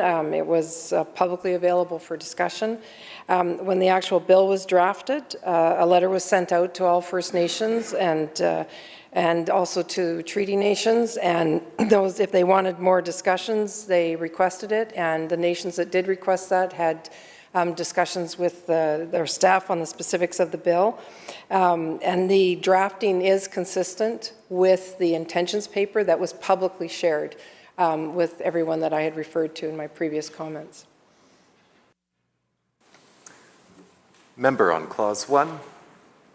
Thank you, Honourable Chair, and thank you to the Minister for that. And so the Minister did not answer the question specifically that I was asking, which is really around these clauses of being able to follow or being able to do anything that is prohibited or do anything that, sorry, let me read that again, do anything that is prohibited under this Act or omit to do anything that is required under the Act. Those specific clauses were those components of this bill. And like I say, we'll get into talking about that when we get to Clause 3. But once again, I find it troubling that those specific components would have been out to organizations such as the Wildlife Federation or the guide outfitters or trappers or wild sheep or any of the other groups concerned about wildlife and wildlife management. That would have seen that. I understand that there may not have been opposition to those particular clauses or even concern about those specific clauses within some of the First Nations. But when we're talking about wildlife management in British Columbia, the key to wildlife management is being able to follow the rules to make sure that there is accurate reporting, so that harvest levels can be set, so that animals can be measured, can be managed appropriately, so that decisions by government can be made. And of course, then limits can be put on and put in place for the management of wildlife and the good management of wildlife. And it's troubling to think that there are rules in the Wildlife Act that don't need to be followed by people in British Columbia or people in British Columbia. Now, I fully understand Section 35 of the Constitution and the Indigenous right to hunt and to fish for sustenance and for cultural values. I fully understand that, and that's good. I don't mean to interrupt you, Member. I'm just hoping you can help the Chair understand the connection to the current bill and Clause 1 in your remarks. I don't understand. I'm not as aware of the file as either the Minister or the critic, but if you could help the Chair, that would be helpful. Sure, Honourable Chair, thank you. This is a bill that is responsible for making changes to the Wildlife Act. Wildlife and wildlife management are critical components on that. The discussion here, my understanding, is that I have some time to frame up questions in terms of this Act and in terms of the components of wildlife. And in terms of this, and as we are about to go into the sections, I'm trying to understand from the Minister the extent to which the Minister is engaged with people, with the public, and even with First Nations around what is actually in this bill and the ramifications of those components. Thank you. Sorry to interrupt, Member. It was just the specific connection to Clause 1, because the Member was jumping around a bit. So I just wanted to make sure that if questions were going to be asked about later sections or clauses in the bill, that they'd be appropriate at that time. Please continue. Thank you, Member. Thank you, Honourable Chair. Yes, no, I was referring to the components in Clause 3 as an example of information that is critical in terms of how this bill was framed up and engaged out in the public and brought forward to organizations to try to judge the level of engagement that the Minister has had going into this bill before we get into the discussions on the clause. So, so to that extent, I mean, obviously there is 204 roughly First Nations in British Columbia. The number, of course, is larger, and we'll get into that in a minute in terms of Clause 1, in terms of engagement. But I'm curious in terms of when the minister talked about the BC Wildlife Engagement Group that had with First Nations, to what extent or what number of First Nations were involved in that, and whether or not, as part of that discussion, it went out to broader First Nations other than just an email notice that went out, or how that was sort of engaged. I know, my time in government, when we did engage with First Nations, we would often invite many First Nations, and we'd have some that would attend and some that wouldn't. And we do our best to get out and engage. And then, of course, we use the proxies in terms of the Leadership Council and the various organizations and sub-organizations that are part of that. And so, once again, to the minister, specifically on those components that I mentioned and the later component of that bill, whether or not those components were put in front of organizations outside of First Nations, in terms of the bill for any discussion, whether there was any feedback on those components as part of how this bill was drafted.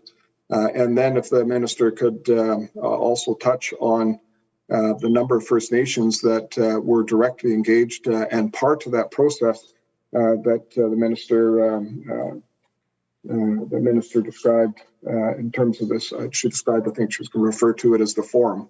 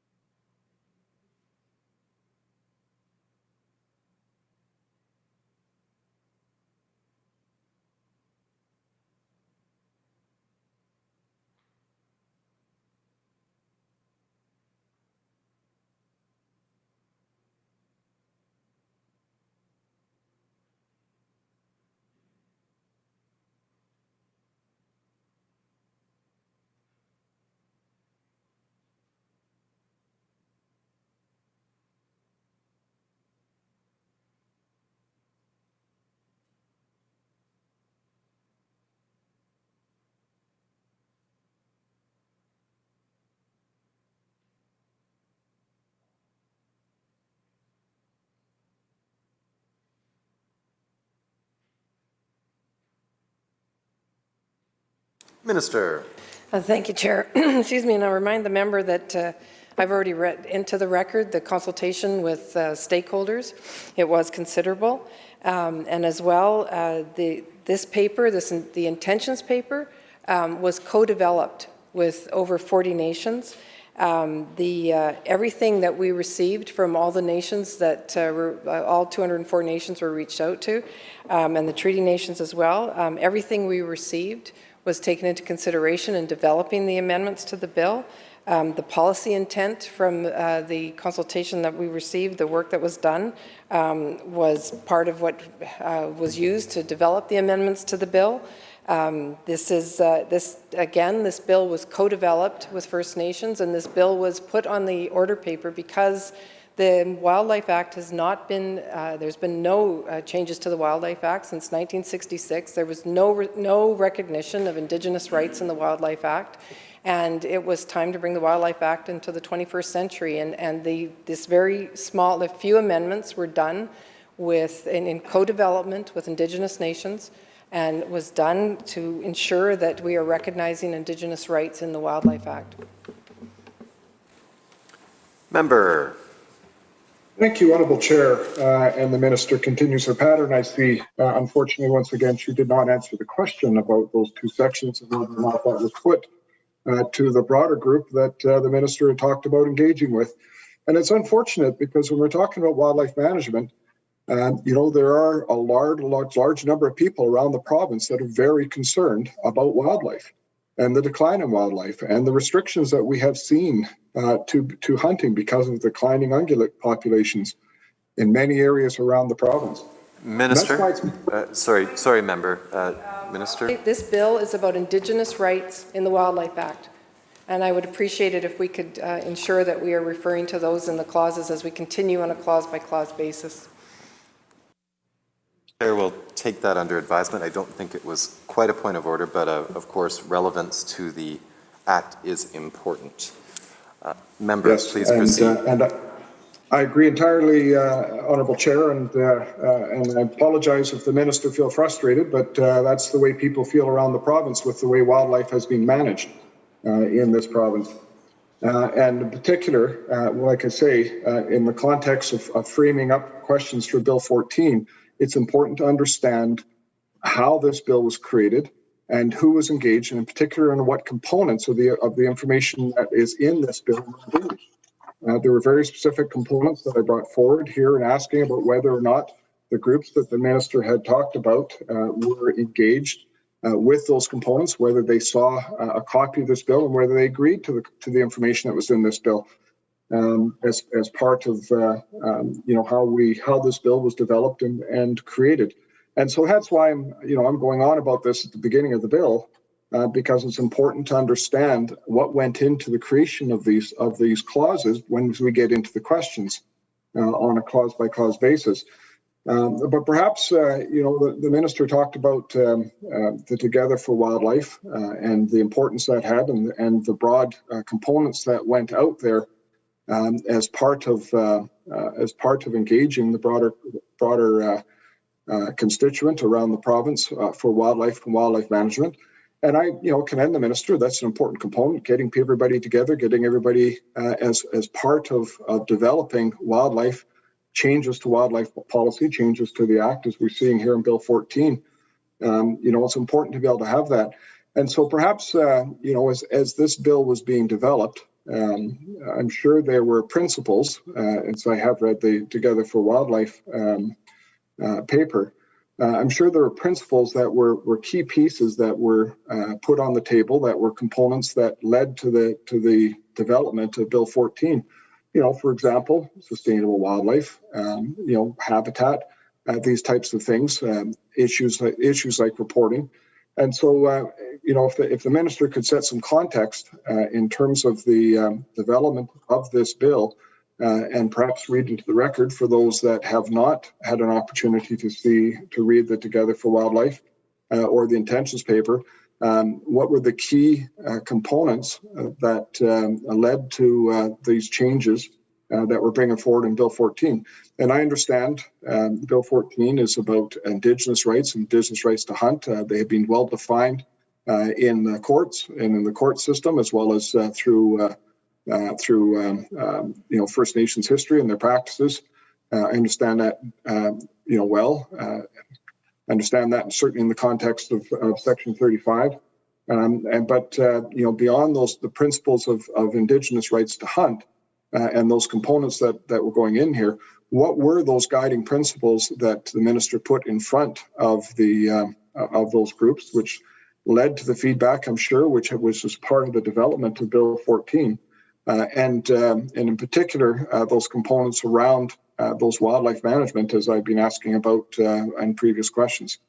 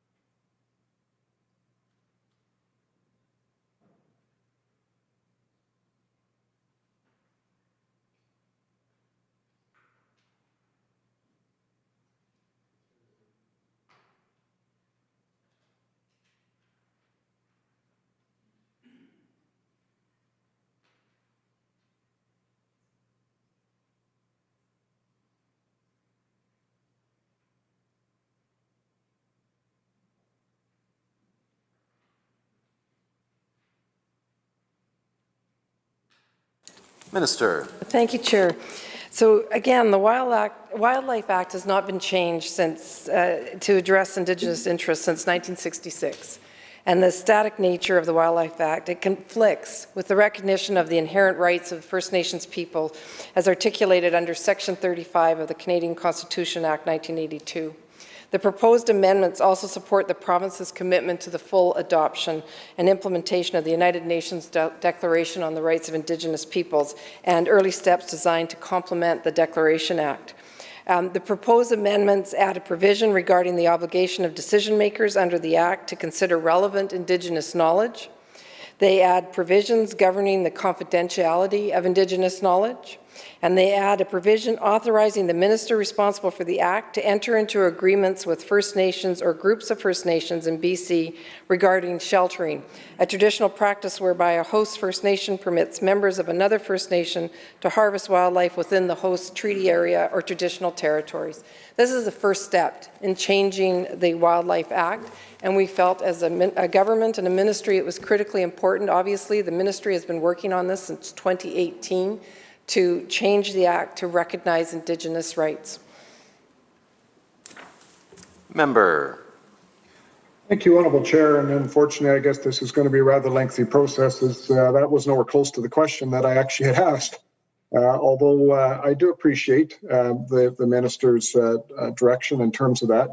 And I am in agreement that the Indigenous rights to hunt, as have been defined through the courts, through the creation of Section 35, which is that Indigenous people have rights, including title, which was put in there. And when Section 35 was created, it was defined as being an empty vessel of law, which the courts would fill, which is the courts have been filling ever since 1982, in particular with regards to the rights to hunt and the impacts on that. And so I'm actually happy that the Wildlife Act is being updated to be able to reflect that, because I think the courts have been fairly clear to date in terms of the definitions for those rights.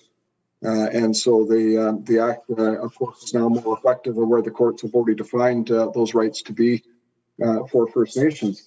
The point of the question I was asking is the minister talked about the Together for Wildlife was the foundation that then created the intentions paper, which then has led to these changes on Bill 14. And so perhaps I can give the minister another opportunity to be able to provide to read into the record the values that were in the Together for Wildlife, and that led to the intention paper, that led to Bill 14, so that we can understand the framework that the minister is working on in terms of wildlife management, and how these modifications to Bill 14 fit within those objectives which have been laid out and well canvassed and engaged with the people across the province of British Columbia.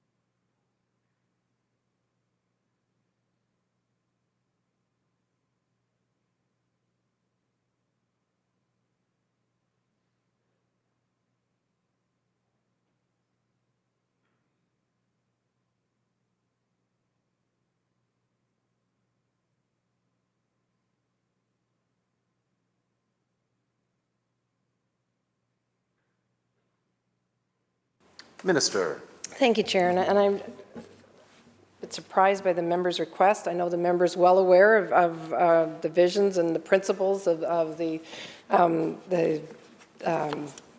Together for Wildlife and the work that was done on it, improving wildlife stewardship and habitat conservation in British Columbia. The one that is really related to this bill, which is what we're discussing here today, is on reconciliation, where we are committed to advancing reconciliation with Indigenous peoples to support wildlife stewardship and access to healthy wild foods. I mean, that's critically important, and as we go by clause, we can get into the debate on the specific issues. This is a very short bill. There's for all intents and purposes, 3 principles that we have brought the amendments that were co-developed by the forum, by the Indigenous Forum, the First Nations Forum. So I believe that we should get into the clause-by-clause discussions. Member. Thank you, Honourable Chair, and I think it's the job of the Chair, or perhaps the critic, in terms of how we advance into the bill. But I do appreciate the Minister's comments with regards to this, and I agree in those principles that the Minister just mentioned. A couple of the components in the Together for Wildlife that were really out there, which were key components, and it attracted many people to be engaged in it, which is good wildlife management, stewardship of the land. And there are components in this bill which I think are contrary to that, which is why I asked the Minister for those principles that went into development of this bill. But we will get into that more as we get into other sections of the bill. And just for reference, the Minister mentioned a number earlier, and so and I want to be clear, just so I've got that in my mind. When the Minister talked about the forum that was put together for the BC wildlife management discussions with First Nations, I think she mentioned 40 First Nations. And can the Minister just clarify, was that 40 First Nations that were involved all the way through? Was that different nations that came and went? Was that a subsection of those 40s that ultimately were part of developing the framework that ultimately developed this bill? And were they directly involved in the actual drafting of the bill, or did they just give advice afterwards?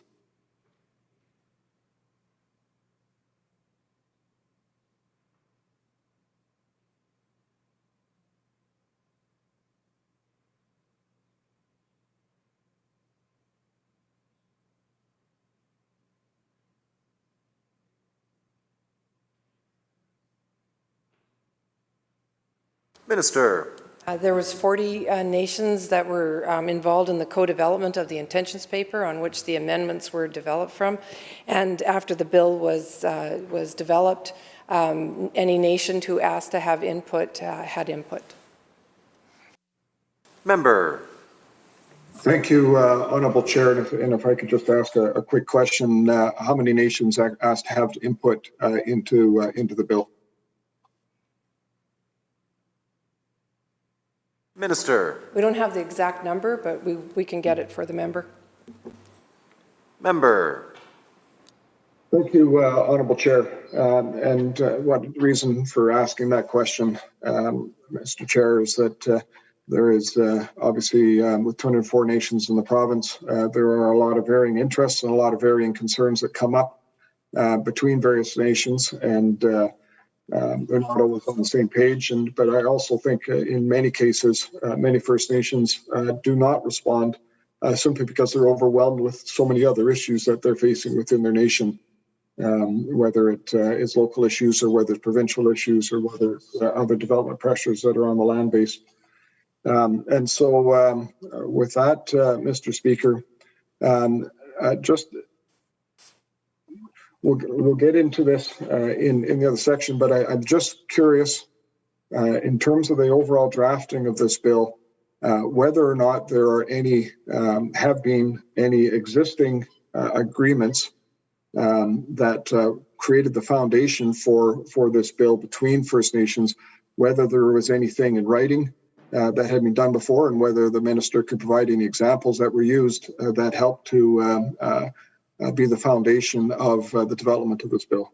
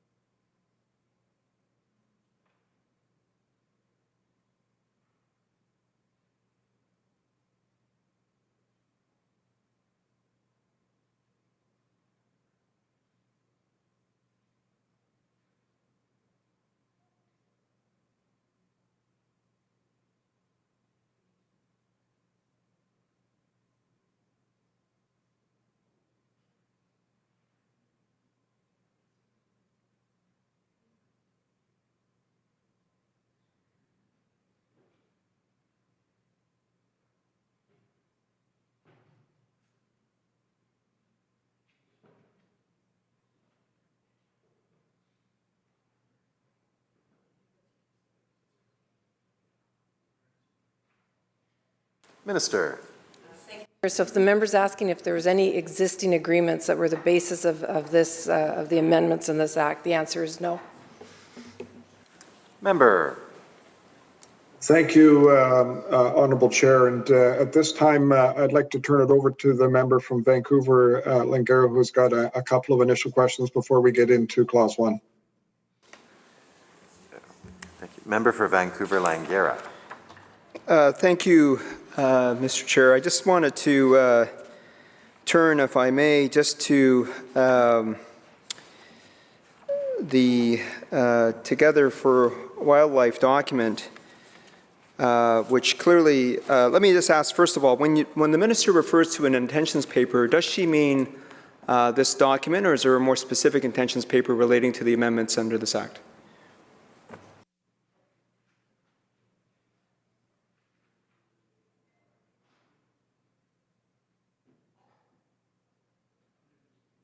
Minister. There was a more specific intentions paper related specifically to this act. Member. Is it possible to get a copy of that paper? Minister. Yes, it's publicly available. Member. Under 2.6 of the DRIPA action plan, can I ask the minister in terms of how these particular amendments fit within that particular action under the DRIPA action plan?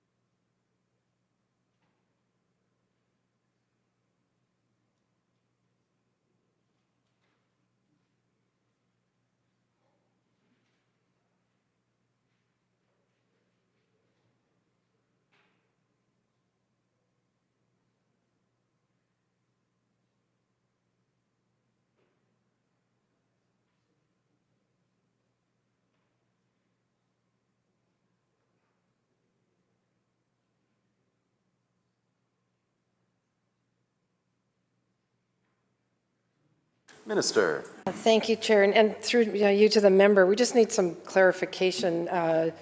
2.6 is quite a broad section in DRIPA, and we just need to have some clarification on what the member is actually referring to in relation to this bill. Member. Well, let me, we can park that question for a moment and perhaps ask a more specific question. When I look at the Together for Wildlife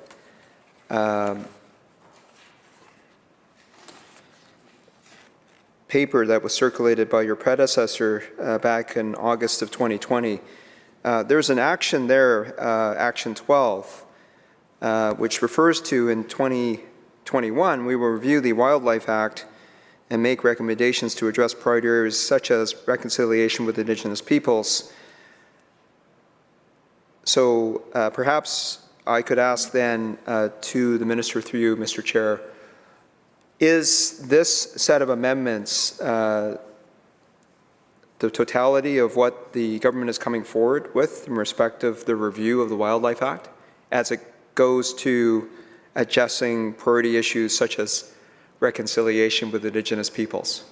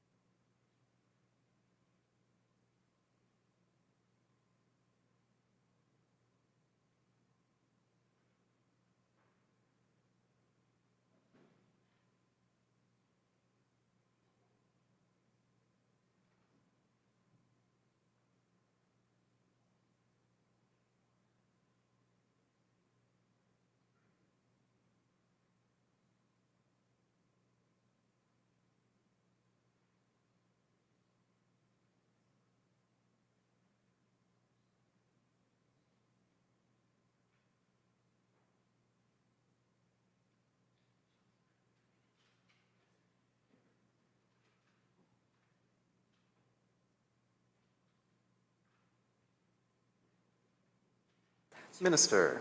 Thank you, Chair. So these are the first amendments of the Wildlife Act that were asked for by our Indigenous partners. They asked for these key amendments.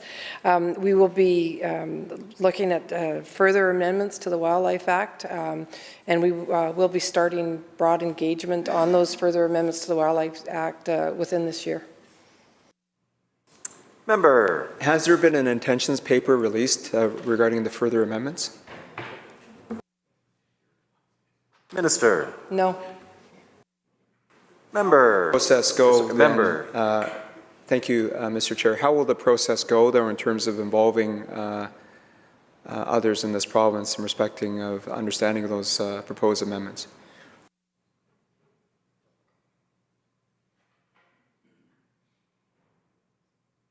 If I might remind the member, we are here on Bill 14, not on future bill.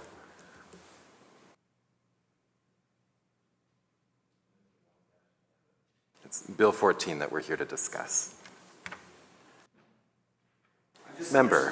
Thank you, Mr. Chair. I'm just trying to understand the context in which this proposed bill is coming forward and how the minister is meeting the requirements that are set out under the DRIPA Action Plan and Action 12 of the Together Wildlife Strategy. So I'm just trying to get the understanding, because I know that in the earlier discussion between the member from the Chaco Lakes and the minister, there was quite a bit of discussion that this is for First Nations and Indigenous peoples. And I think that this is part of the challenge, to understand the overall context of how this minister is coming forward to deal with what they had telegraphed they would be doing back in August of 2020. The minister has reviewed at length the history as to how we got to this bill at this time.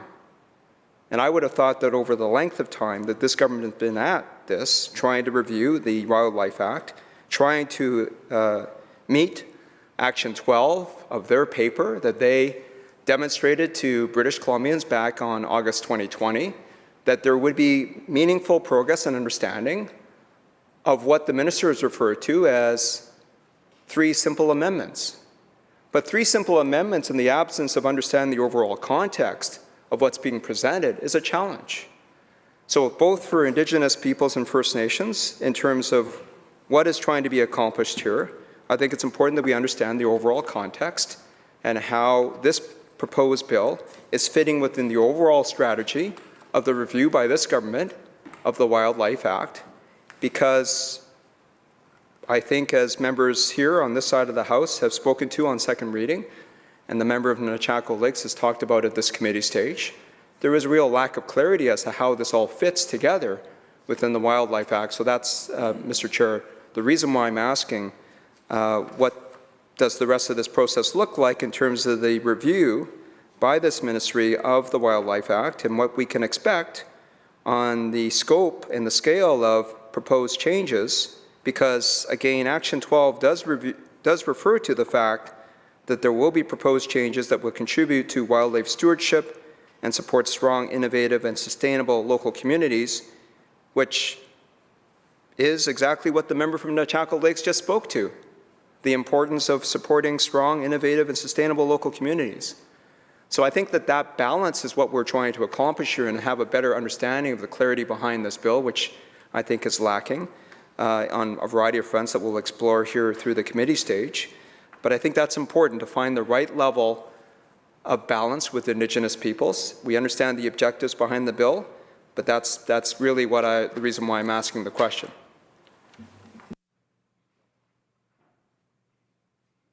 Minister. So we are here on committee stage on Bill 14. The proposed amendments in Bill 14 are to add, to add a provision regarding the obligation of decision makers under the Act to consider relevant Indigenous knowledge, add provisions governing the confidentiality of Indigenous knowledge, add a provision authorizing the minister responsible for the Act to enter into agreements with First Nations or groups of First Nations in BC regarding sheltering, a traditional practice whereby a host First Nation permits members of another First Nation to harvest wildlife within the host treaty harvest area or traditional territory. These amendments were proposed were co-proposed, co-developed by Indigenous partners. This is what they asked for. This is the very first step to the changes to the Wildlife Act. We are here to debate and discuss the amendments to Bill 14. We are not here to discuss or debate the future amendments, which we have not done the consultation on that yet. That is coming. But it's critical to say that this is the key amendments that Indigenous nations asked us to bring forth. They started this discussion back in 2018. So these are the key amendments that were brought forward.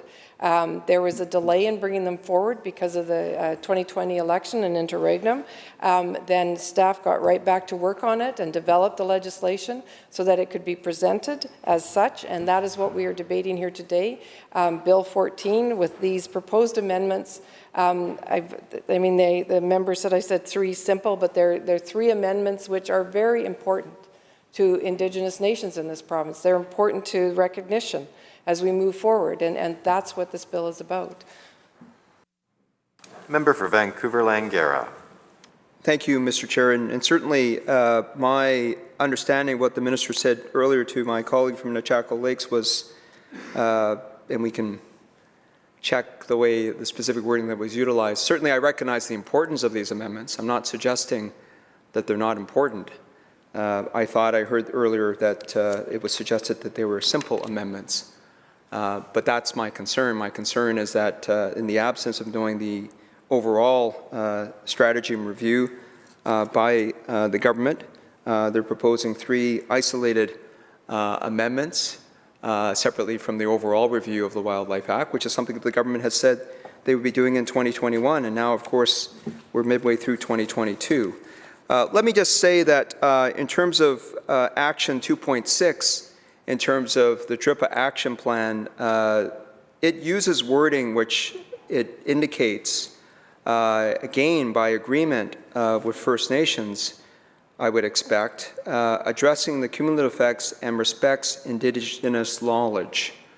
So the minister just referred to that term, which is a term that we will get to in the context of this bill, because that's certainly picked up under Section 100.2, Mr. Chair, in Clause 3. I know that you would prefer that we talk about those sections at the time we are coming to them, but just by way of my question that I was asking earlier, when we're talking about the framing of this bill coming forward, and my reference to 2.6 in the DRIPA action plan, it does use that term, which is also capitalized, initial capped Indigenous knowledge. So again, through you, Mr. Chair, to the minister, what specific element of this particular bill, I'm just trying to get that understanding, Bill 14, for the minister, is an effort to meet the action plan, Section 2.6.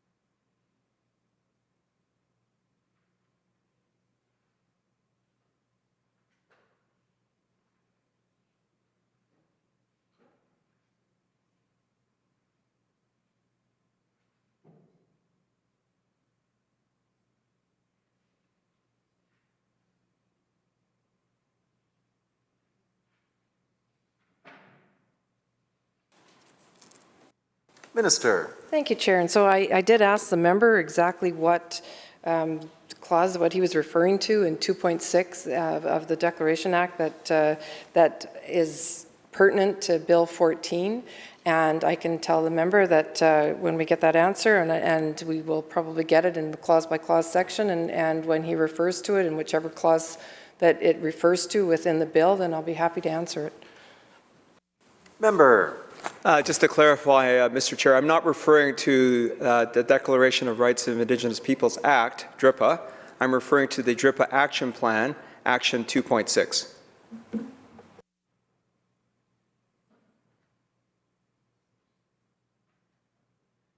Minister.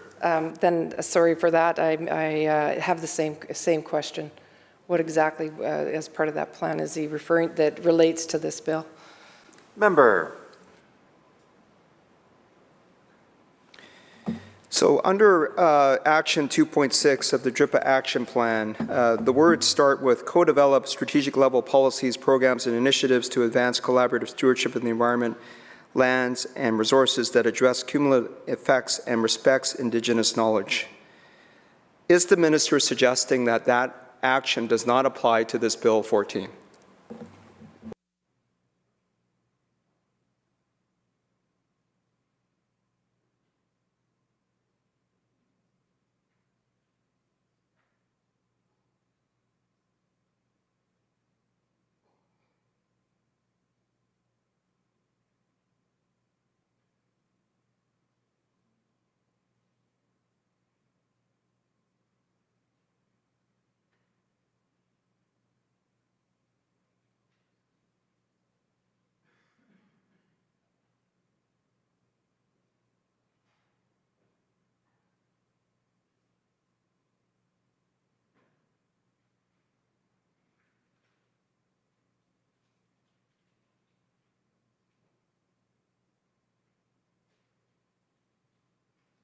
Minister. Thank you, Chair. And the scope of this bill is not around cumulative effects.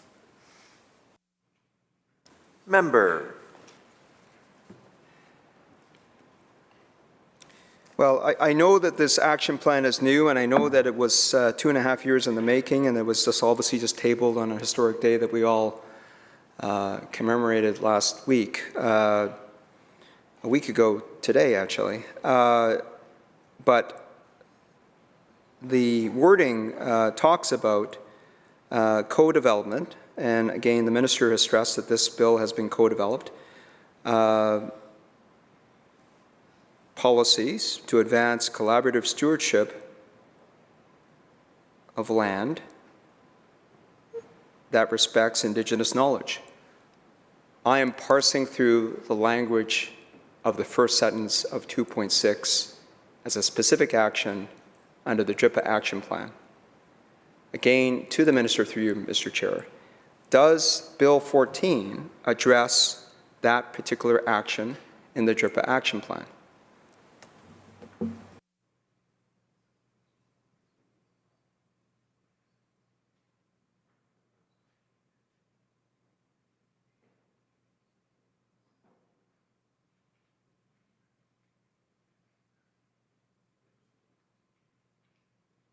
Minister. Thank you, Chair. And I would let the member know that this is actually an estimates question and bears no relation to this bill.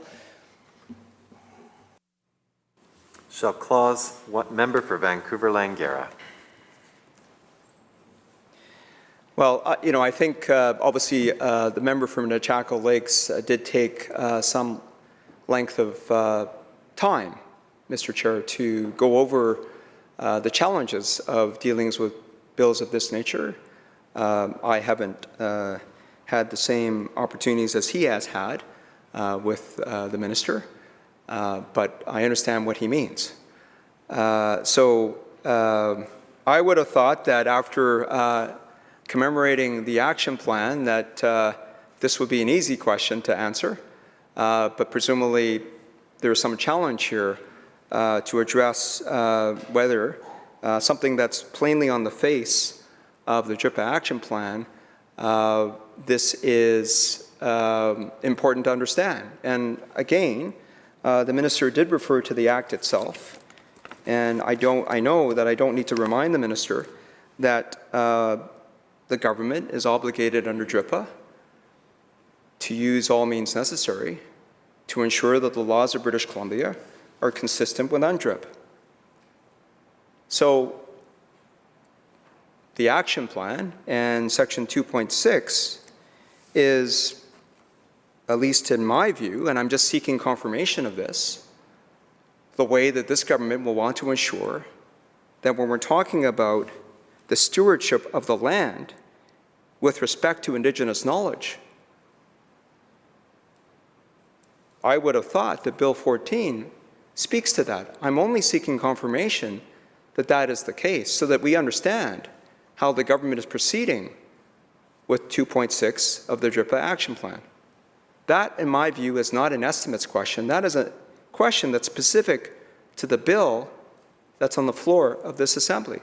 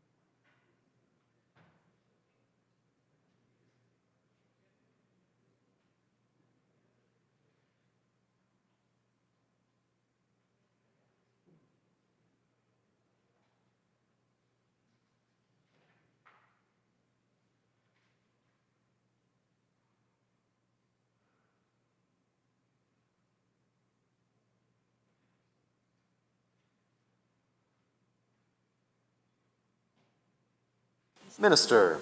Thank you, Chair. So just clarification for the member that the bill was actually tabled before the declaration action plan was tabled in the House. But I want to commend our staff because they had the foresight to bring this bill forward. They had the foresight to recognize that what they were doing were important amendments that Indigenous peoples were asking for. Again, to add a provision regarding the obligation of decision makers under the Act to consider relevant Indigenous knowledge. Never been in the bill before. Decision makers needed to understand and consider that relevant Indigenous knowledge that had not been done before, and now they have to, once this bill passes. Added provisions governing the confidentiality of Indigenous knowledge. Never been recognized in a bill before.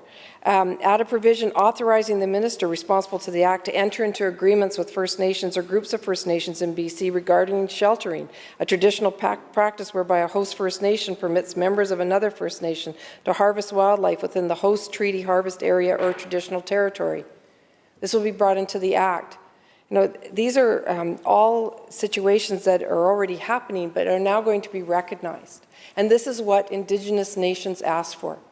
This is what the co-development of this was about. This was about our ministry staff were far ahead of themselves, and when they actually co-developed this action plan starting back in 2018. Starting back before DRIPA was even introduced in the House. They recognized that this was the way of things to come. And I want to commend them for that work because it's critically important and it's what Indigenous nations are asking for.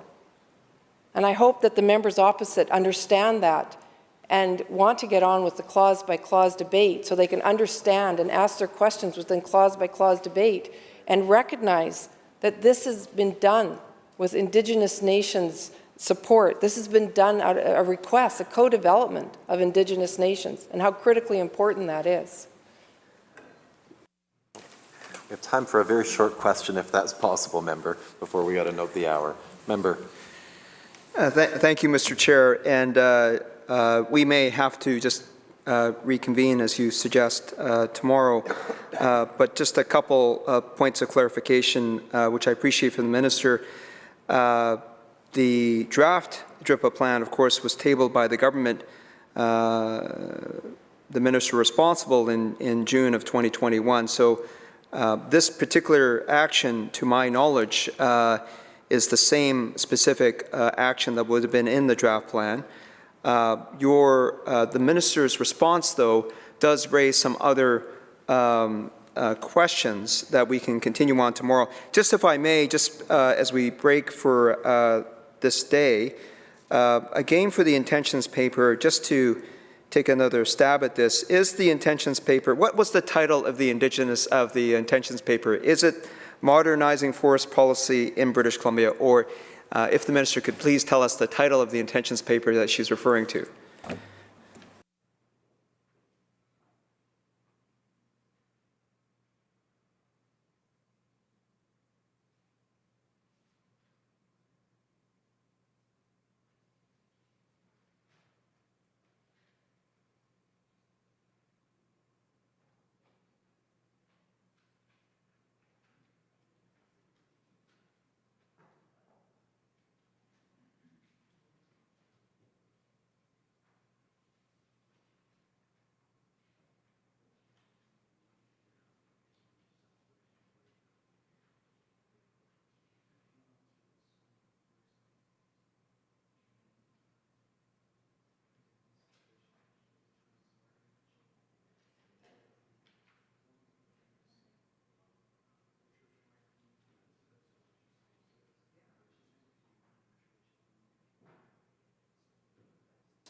Minister. Thank you. And no, it's not the intentions paper he's referring to. The intentions paper is our modernizing forest policy in this province that was tabled in just last June of 2021.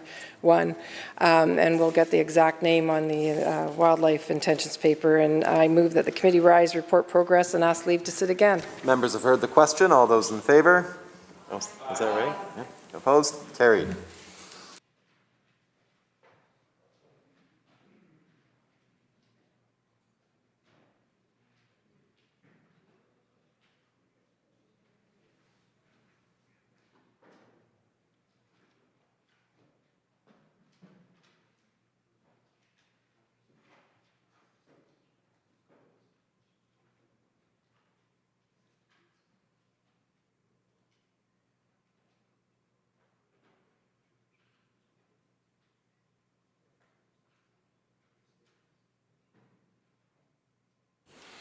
Committee Chair. Committee on Bill 14 reports progress and seeks leave to sit again. When shall the committee sit again? Acting Government House Leader.